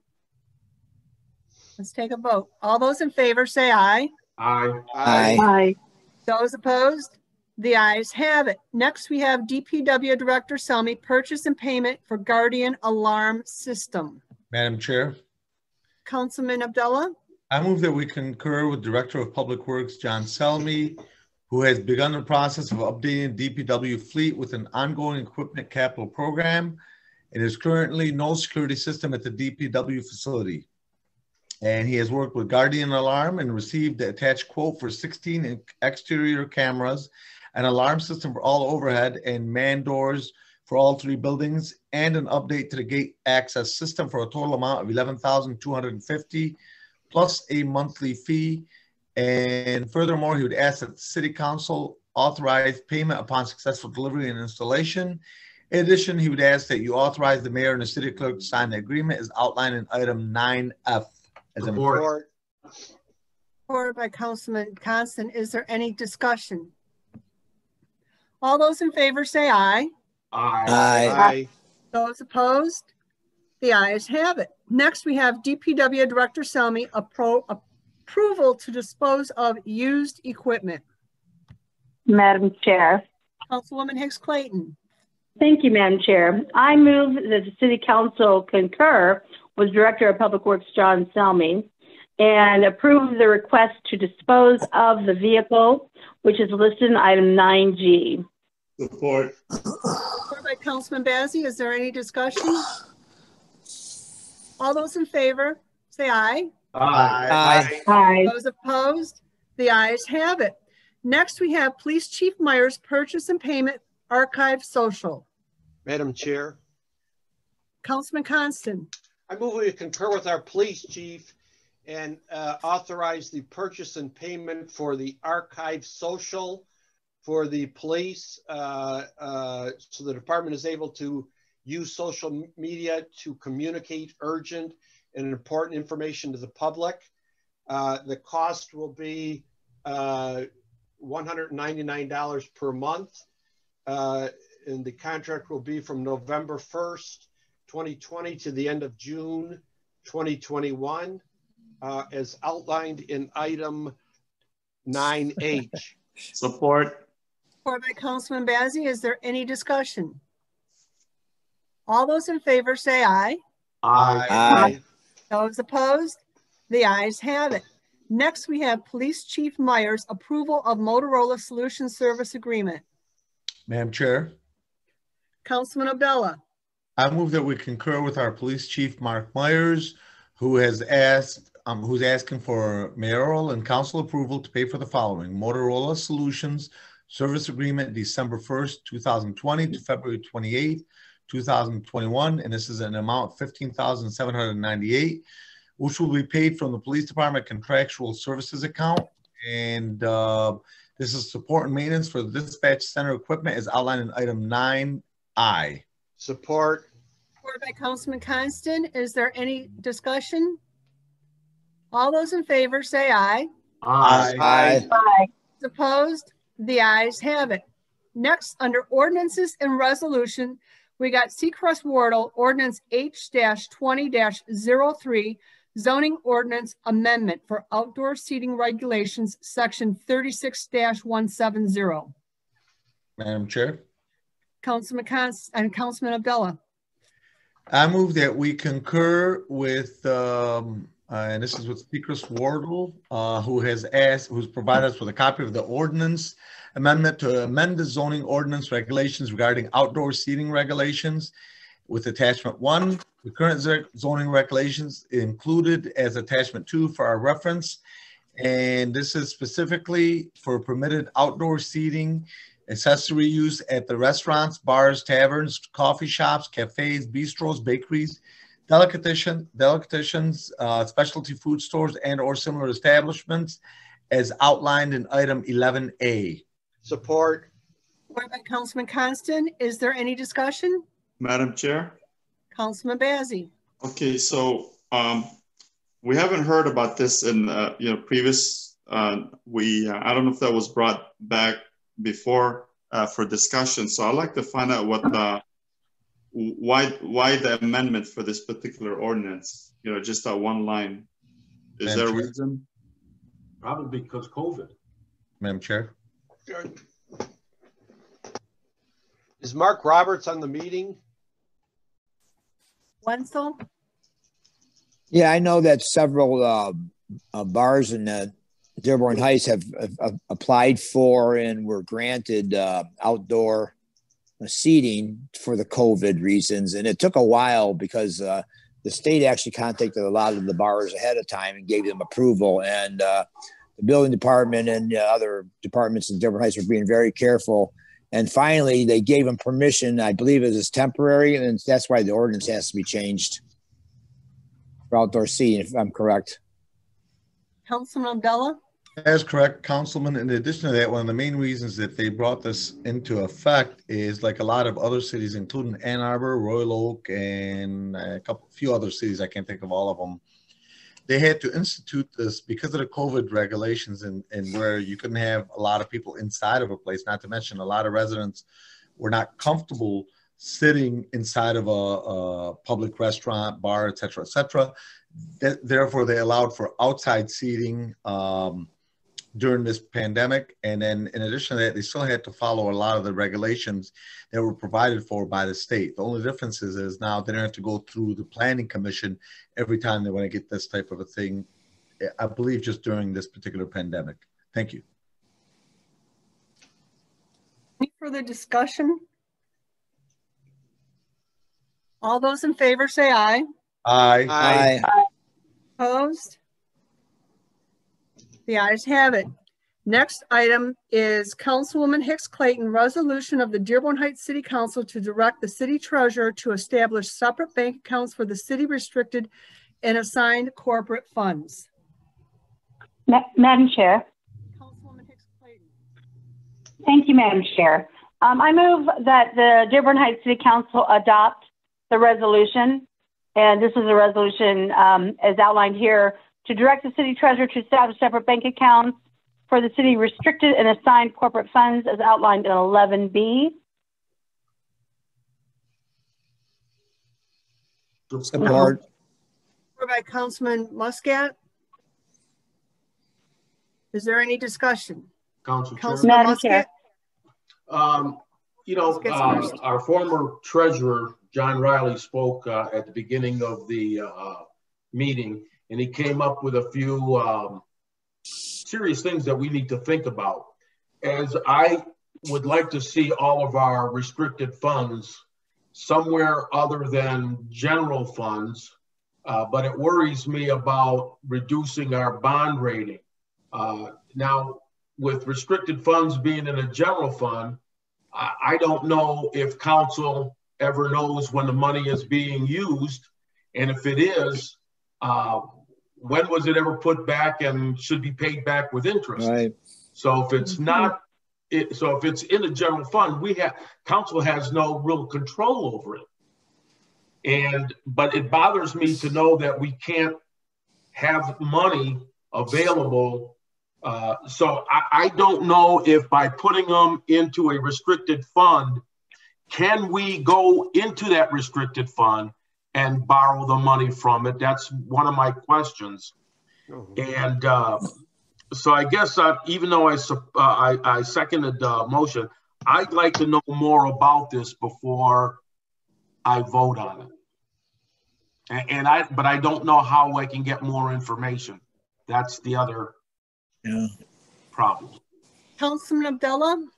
Madam Chair, for me, as I speak today, especially after our former treasurer's statements, I'm not comfortable with moving forward with this. But with that being the case, I'd like to see the players in this particular proposal speak with them, whether it's Wade Trim, whether it's the mayor, whether it's the current treasurer, and of course, Councilwoman Lisa Hicks Clayton, our future treasurer.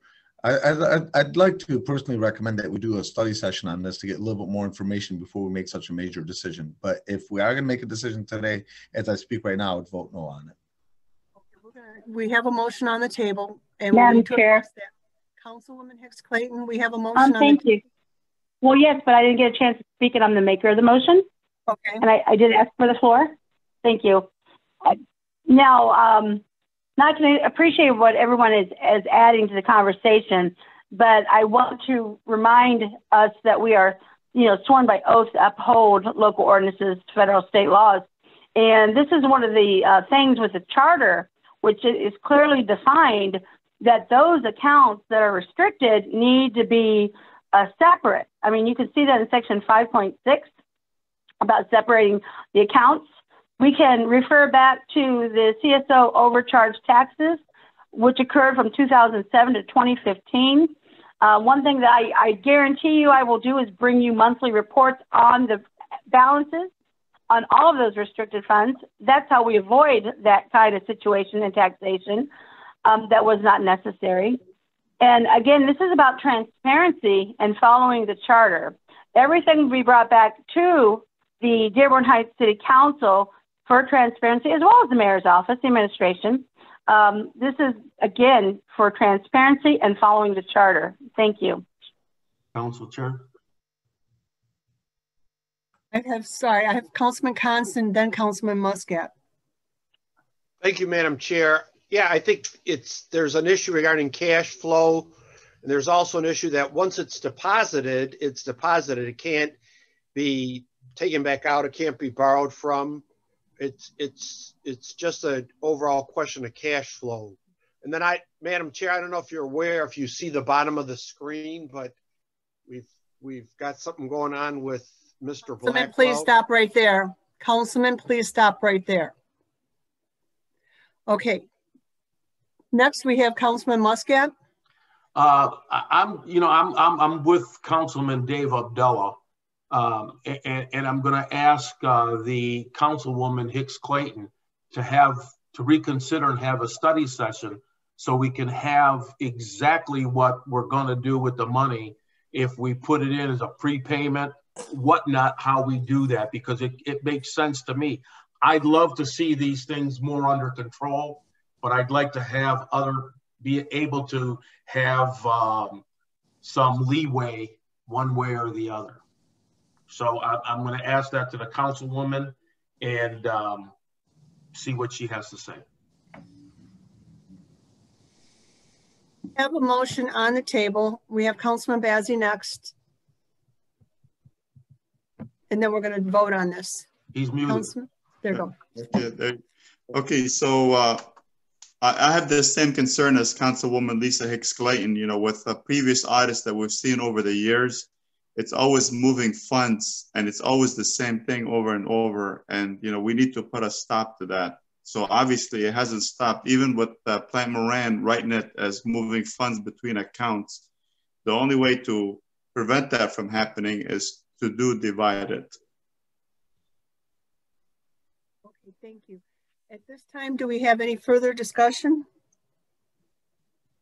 All those in favor say aye. Aye. Aye. Aye. Opposed? No. Okay, we're going to take a roll call. Councilman Muscat. Yes. Councilman Constant. No. Councilman Bazey. Yes. Councilman Abdullah. No. Councilwoman Hicks Clayton. Yes. Councilman Wenzel. Yes. Malinowski Maxwell. Yes, it passes. Okay, at this time, let me see what we have. We have comments from council members due to the length and due to the fact that we do have a closed study session coming up. I'm going to ask that we keep them short tonight. Any comments from our council members? Councilman Muscat. First thing, as I drive through the city, I see a lot of people raking their leaves into the street. Dearborn Heights does not pick up leaves that's raked out into the street. So I'm going to ask all residents to please refrain from doing that. It just makes everything worse. Our equipment just not made to pick up the volume of leaves like that. And so I'm asking all the residents to please help out and not do that. And the second thing is I'm going to ask someone in the administration if there was anything on our current fund transfers and current claims. Was anything already purchased before they came before us today?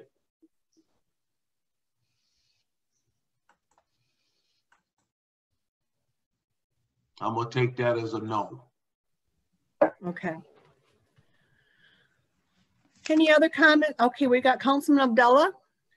Just a quick, want to give congratulations to our Councilwoman Lisa Hicks Clayton on her win, become our next treasurer.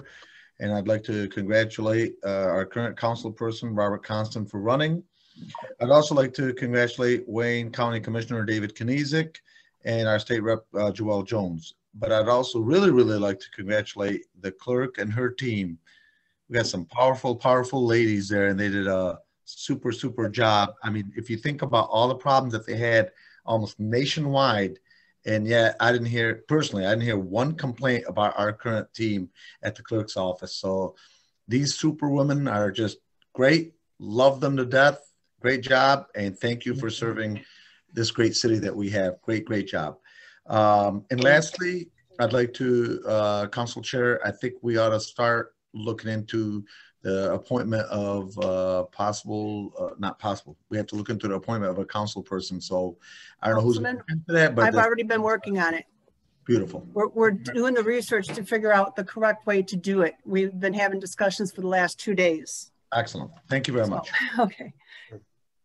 Any further comments from council members? Can I do it? Okay.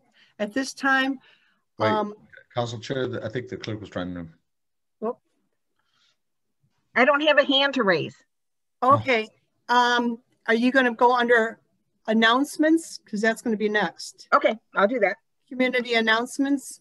Go ahead, please. Okay. A week ago today, we were in the middle of one of the most monumental days in voting history, the November 3rd, 2020 election. We could not have accomplished what we did on that day without the assistance of so very many members of our community. I'd like to thank the well over 200 plus poll and absentee counting board workers that processed ballots on election day. Dearborn Heights had a record 62% voter turnout of our nearly 44,000 registered voters. We issued nearly 16,000 absentee ballots with a 93.5% return rate. From our poll workers to the Crestwood High School National Honor Society, various departments throughout the city, as well as the employees who worked the day to make it a success. It was truly a community effort, and I'd like to thank everyone that was part of the process. Challengers and poll watchers were welcome at various polling locations, our absentee counting board, as well as here at City Hall, and all were complimentary of the process that was followed in our city. You may have heard various rumors on the radio or TV, and I'd like to tell you a little bit about the process.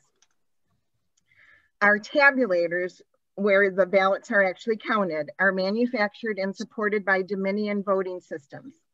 The equipment that we use is independently tested by a third-party election source prior to the election, and all equipment passed with flying colors. Our staff also tests the tabulators during a public accuracy test that took place here at City Hall on October 22nd. Several claims have been made in regards to Sharpie pens that were used for voting are false. Dominion recommends Sharpie pens as well as Paper Mate flare pens. The City of Dearborn Heights provided Paper Mate flare pens. And just so the voters can be rest assured, if your ballot went into the tabulator, your vote was counted. So just please remember that the results are unofficial until they're certified by the county. And thank you very much to our community. We couldn't have done it without all of you. Thank you. It's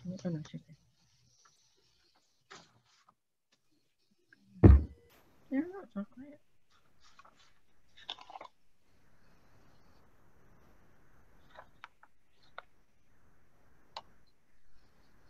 We can't hear you, Council Chair. You have a community announcement. You had your hand raised. Oh, that's. Say the name one more time. Chief Myers. Yep. Okay, thank you. Yeah, we can hear you. So 2 quick things from the police department and with the election, because of the hard work of the clerk's office, because of Clerk Santa, because of Miss Birchfield, because of Georgia, because of everybody, the police department had 1 complaint that was periphery and 1 complaint that happened inside those booths. So out of that entire day, the program that they put on for our citizens and the citizens that responded with grace and dedication to vote, we had an excellent election cycle, and it was because of the clerk's office and the hard work they did. So thank you from the police department and to our citizens who did a great job coming out to vote. Secondly, real quick, I look like a mess. I can't grow hair on my head, but I can grow it on my face. We are collecting money from our officers to No Shave November. And this year, with many of our veteran organizations have struggled during this pandemic. Both of our VFW halls haven't been able, or the Scala and a couple of the other ones haven't been able to hold banquets. They're struggling. So this year our money is going to be going to a veterans organization right here within Dearborn Heights. We're still working on those details, but if I could grow hair, I would. I can't, so I do it on my face for 1 month a year, and I pay for it. So you'll see our officers out there, and that's why. Anything else? That's it. That's all I have to say. Thank you, and I'm here for you. Director Hashem. Thank you, Madam Chair. Again, I want to remind everybody that CDBG does have money to help people in need.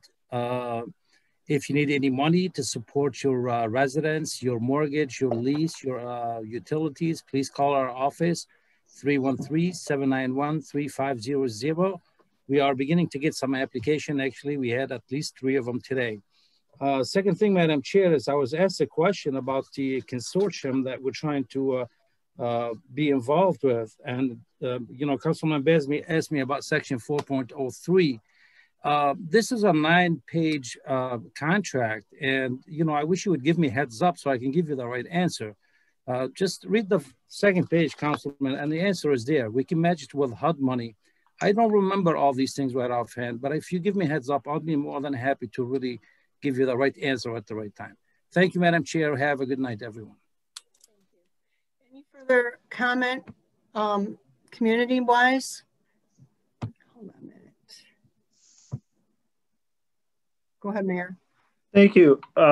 Tomorrow is Veterans Day, and I would say on behalf of all of us elected officials, we want to recognize our veterans and give them a thank you for their service and protecting our liberties. We haven't forgotten. This city always remembers its veterans.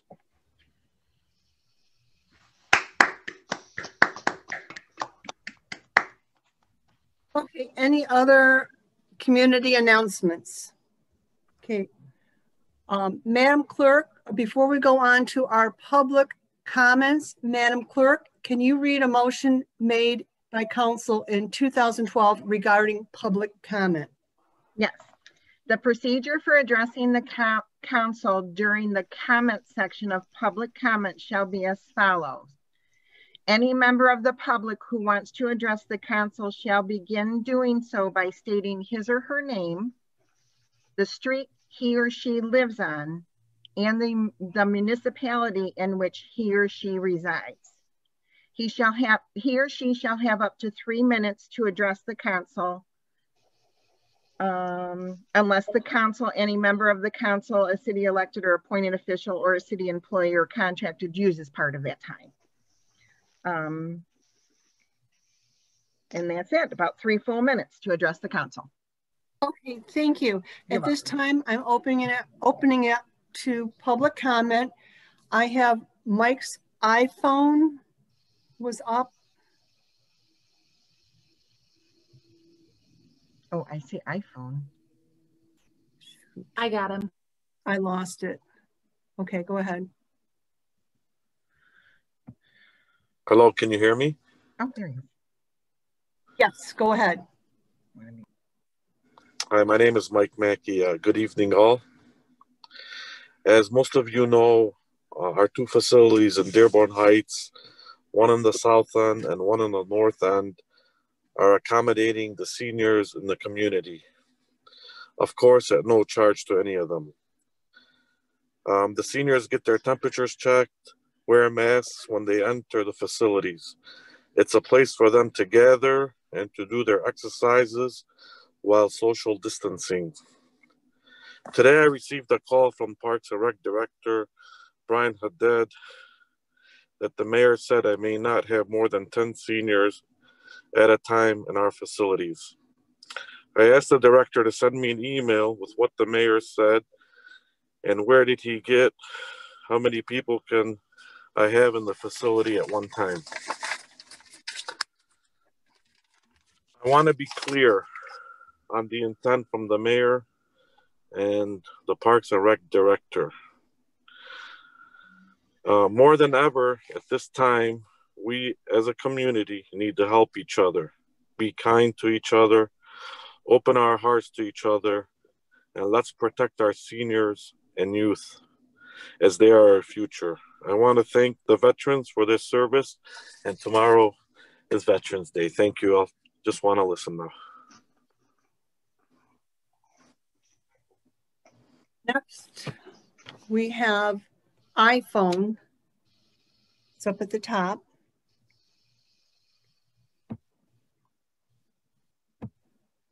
Go ahead, iPhone. Sam, Dearborn Heights, Garland Street. I have 3 points I would like to talk about tonight. First, I would like to ask you, Council Chair, we've been conducting several council meetings without a corporation council. Is there any status on that? Any updates that you could let us know about it, please? I have no idea what's happening with that. Who could answer this question for me, please? Hold on a minute. Let me get the mayor on here. Mayor, can you answer that? Well, I believe we have a corporation counsel. We do have a corporation counsel? Yeah, Mr. Gary Miatke. Okay. And any reason he's not attending those meetings? I believe it's at the direction of the chair. I've never directed Gary Miyake not to attend our meetings as a resident. Okay. Second, I would like to ask the mayor about auditing the treasury Abdulhaq's issue. Mayor, would you like to answer a few questions, please? I don't know if I'm muted or not. No, you're not. No, you're not. I can hear you very well, Mayor. Okay, go ahead. I totally agree with you. An audit is definitely needed. And if you do believe that there's some issues that Treasurer Abdulhaq is facing, then we should definitely look into the audit. But I have a question for you. Are you willing to move along with the full audit for the city as the residents, the council have been asking for almost about a year and a half, 2 years now? Yes, we provided all the information and we've been in contact with the auditing firm. And I actually have gotten a couple emails from them thanking me for my cooperation and my department heads. Madam Chair, is there any response from the auditor so far about the forensic audit that we as a taxpayer have been paying for it? Not received the information they've requested. It's not true. So I'm sorry, Mayor, I do have to say it that way, but we would like to know the truth. Who's lying to who? We are paying for all that fees. Who's lying to us? With all due respect, the council chair, someone is lying right there. I can show you emails from the partner, I forget his name right now, but thanking us for the information. We've been cooperative in meeting with him. Would you like to set up a meeting or do you want me to submit a FOIA request for that? No, you don't have to set up a FOIA request. I'm more than happy to share it with you. All right. When is a good time for you so I can stop by and look at those? Well, we're closed tomorrow. Thursday or Monday would work. Okay, I will definitely see you on Monday. Okay. Thank you so much, Mayor. And last point for tonight. Thank you again, Madam Chair, for allowing me to talk during the regular council meeting. But once again, whenever we are hiring any company to do any sort of abatement or demolishment, I know it was brought into your attention earlier, and I'm not quite a bit sure it was if some people were trying to mislead the councils about a particular contractor who is not authorized to do any sort of abatement within the state of Michigan. However, that particular company, Macmillan, they did hire MWV to do abatement and demolition for us as a resident and owners of Dearborn Heights. Macmillan and MWV actually, who were doing the work on Hanover west of Telegraph, they have violated several times. You can go online. It's State of Michigan /asbestos. You can look up that company and see how many violations they do actually have.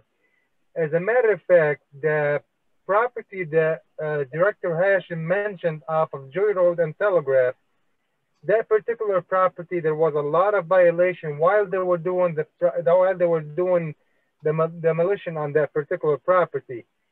Besides this, not too long ago, I did send an email to all of you guys, as well as a text to all of you guys, picture for this particular company, how they were demolishing the properties on Hanover west of Telegraph. DEQ showed up to the site. They did put a stop work order for them. They were not using water properly. They went and they brought a literally small tank of water on a U-Haul trailer. So you imagine that could be probably about a couple 100 gallons of water. they wanted to use to finish up the demolition. DEQ allowed them to finish up that particular project because it was a limited time. So please, for future projects, if you are not authorized to do that particular work, thank you so much. We appreciate your business, but we don't want you in our city. Fair up. Next, we have Charles Blackwell. Let me unmute you. Hi, yes. My name is Charles Blackwell, and I wanted to speak about the council chairwoman today. Back in 2017, her election flyer stated, "Transparent government. I will work with all our elected officials to remedy this situation immediately. Information needs to be available to you, the taxpayer. However, I submitted a FOIA request and the council chairwoman decided to not be cooperative and turn over her emails regarding discussing the mayor, Corporation Counsel Gary Miyake, and also the PEG issue. So that proclamation in her election flyer seems like a false dream that I hope that the electors will remember that next time she seeks re-election. Also, I find it very cute that Councilwoman Lisa Hicks Clayton, talks about transparency tonight, but I emailed her several times urging her to contact the council president to turn over her emails. And I never heard back from her, but tonight she wants to be the transparency queen. Thank you. Next we have got Leslie Windlass. Let me unmute you.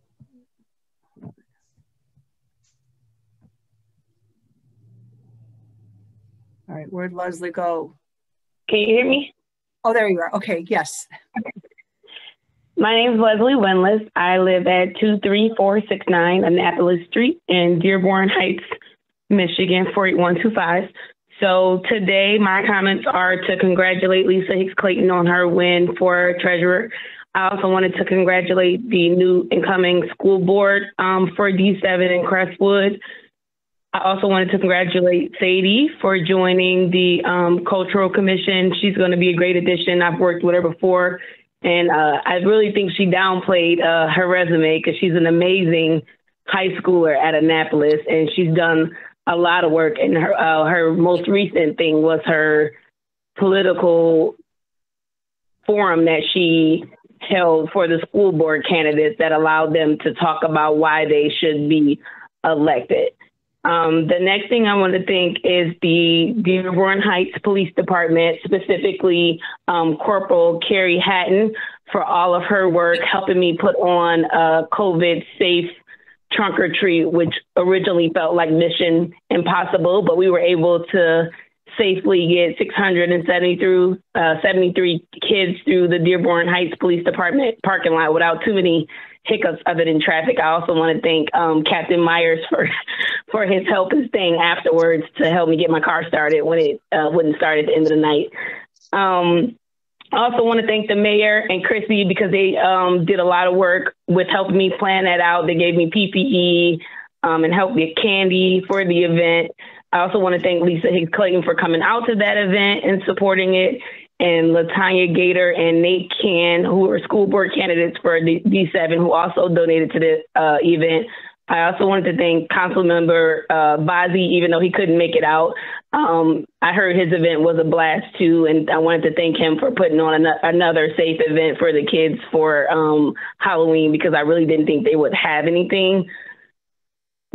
I have two more things. Hopefully I'm not running out of time. But the other thing is I want to give a shout out to Captain Myers from the police department again, and the mayor for participating in the NAACP forum last week. I thought it was a great step towards being more transparent and more accountable to the community, and a first step of building trust with the community. And I was really excited to see our mayor and our police department in that forum. And then the last thing was the mention of the body cams tonight. I'm one of those members who've been pushing for more accountability as it relates to the police department. And so I was happy to hear that that's on Chief Myers' radar, but I would like to see more support from, I guess, the council or whoever could help him with making that a reality. I know that he said that if he doesn't get savings from the dispatch, he may not be able to do it. But if there's the mayor or whoever, if anybody could help him with getting funding to support that, I think it's a great step in moving towards accountability and what we're looking for as far as diversity and inclusion in the city. Thank you, everybody. It's good to see you tonight. Very much. Next, I have Margie. We need to find her and unmute her. Here she is. Hold on.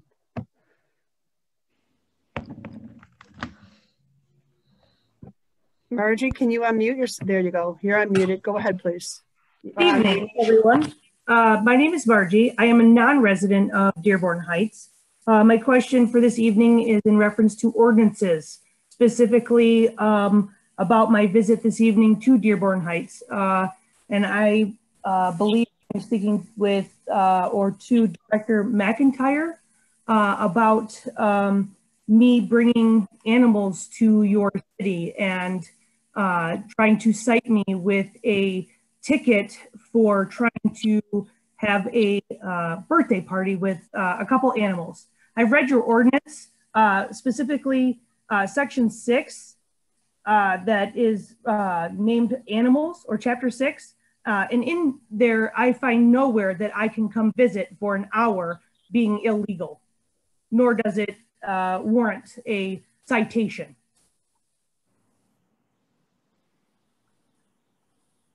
Maybe I can get an answer on that, I'm hoping. Mr. McIntyre available? These poor people paid to have me come do their birthday party, and it was a horrible, horrible mess for these poor children. Mr. McIntyre available? I don't see him. I haven't seen him in here tonight. I thought I saw him in here. He's on there, and he's here. Director McIntyre? My question is at what in your section 6 does it say in the ordinance that we can't bring animals to your city to celebrate with children? Did you want to answer that? This incident happened today. The company that was out at the residence has been told multiple times before. I can't really speak to it any further because you should have the ordinance readily available, sir. As of right now, a citation hasn't been issued, but I'm consulting with the city attorney about it. So I really can't say more than that at this point. You can't tell me. On Muscat? If it's not in litigation right now, why can't you speak of it, Mr. McIntyre? I know we don't have, I know we got ordinances against farm animals, but if they put in a request to bring them in for a certain amount of time, and I've seen these parties all over the city, is that a way to do it, to bring it forward before and get permission? I mean, it's not in litigation. I mean, if you just wrote a ticket, it's still not in litigation yet.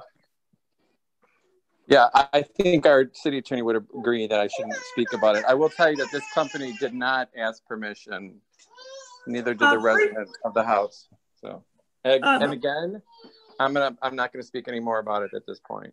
That's okay. I just would like to educate the rest of your crew, if I could, that here it says that you cannot have, as in live, or to harbor, as in keep, on any property within Dearborn Heights. Nowhere does it say that we can't visit. Thank you.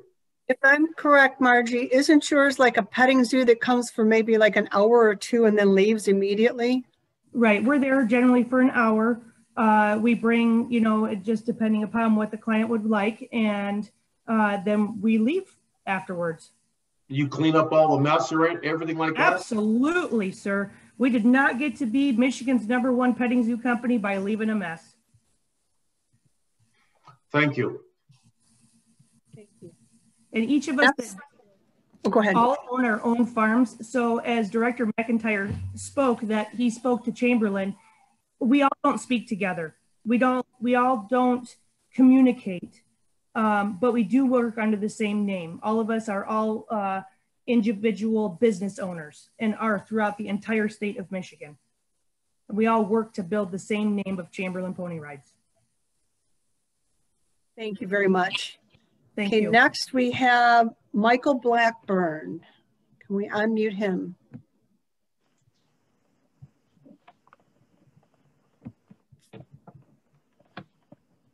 All right, can you hear me? Oh, there. Okay. Yes, we can hear you. This is for Councilman Abdallah. I had a couple of texts during the meeting here with representatives from Allied Building Services, and they said they're going to take a look and see if they can tweak those numbers since they ended up winning both bids. Great. Thank you very much.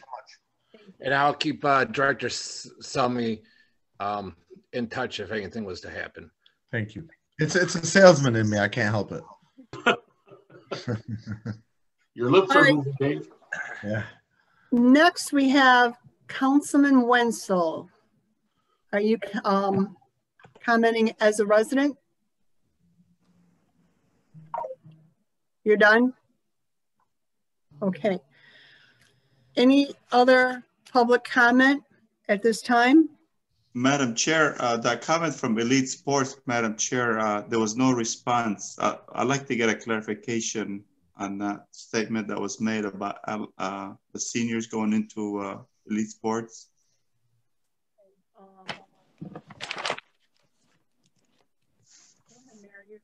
You're unmuted. You've been unmuted. Chair, we couldn't hear you.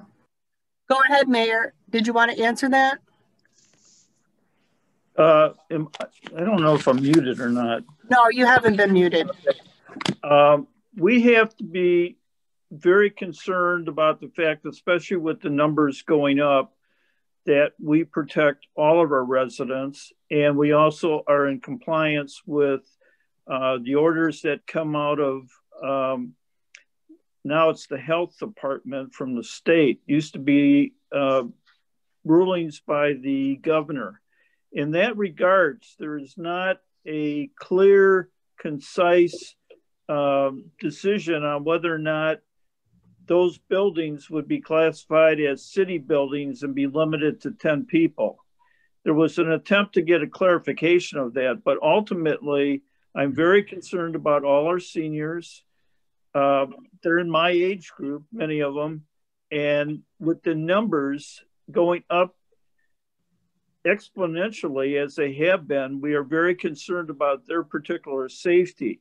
And so that was the reason for the inquiry, and we will continue to see whether or not we're able to maintain those programs.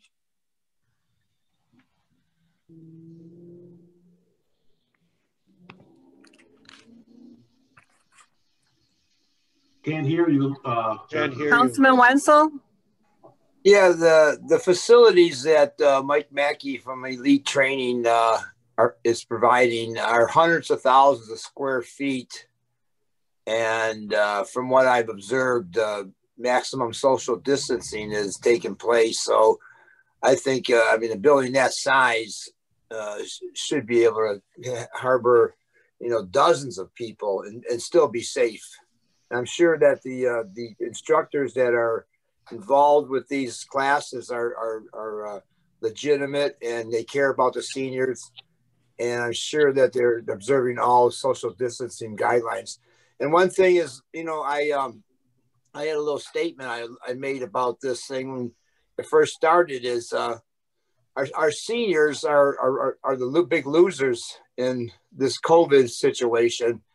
Whereas, they rely on these senior centers for probably their main entertainment and social activity. Our seniors don't need social distancing. They need physical distancing and they need social interaction. And these programs provide these seniors with much needed activities for their mental and physical health. So I think there should be, you know, a limit, of course, but not 10. 10's way too low, you know, 30, 40, because the size of these facilities are enormous, and they can legally house, you know, dozens and dozens of seniors. Thank you. I'd like to add to that. I have participated in a lot of the programs, you know, the different classes, and usually there's about 7 people. There's been as little as 2 people. There's never been over 10. It's not as popular as people think, but it gets the people out that want to get out. And I have Director Haddad. Go ahead, please. Good evening. Can everybody hear me? Yes. Okay. After speaking with Mr. Mackey, I did do a little research with HR Director Sabota Perry about this, and it is actually 25% of the square footage of this facility with the quote unquote social distancing measures in play. And I spoke with Mr. Mackey after we found this information, and he said that's what he was doing. So just wanted to give everybody an update on that. That's as of right now. As we all know, things can change tomorrow with everything with COVID. Thank you very much. Next we have Mr. Miyake. Let me unmute him. Oops, he's disappeared. Can somebody please find him?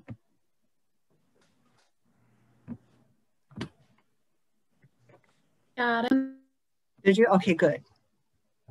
Yeah, Scary Miyake, Plainfield Street, Dearborn Heights. I have been at the meetings, and I have been at this meeting, and so I'm not quite sure why. I'll just use his nickname. Superman did not know that I've been here, but I have been here. That's all. Thank you. Yeah, I didn't see your icon either till just recently. Okay, at this time, I see no one else wanting for public comment. You got one down here. No, they've already spoke. We only speak once. I'm sorry, iPhone, I'd love to have you talk, but we can't. That's the rules. You can only speak once. At this time, we have a closed study session. Chief of Staff Laslo and Jeff Clark, Cummings, McClory, Davis, and HOPLC. So at this time, do I hear a motion to go into closed study session? I move to go into closed session. Councilman Bazey, is it supported? Support. Okay, Madam Clerk, do we vote on this? I forget. Okay, all those in favor? All those in favor say aye. Aye. Aye. Those opposed? Okay, at this time, the clerk, me, and the secretary will be putting everybody in the waiting room while we have our closed study session. We will bring you back in at the end, and all that's left is to adjourn the meeting. So there's nothing else going to be discussed. We will come back and just adjourn.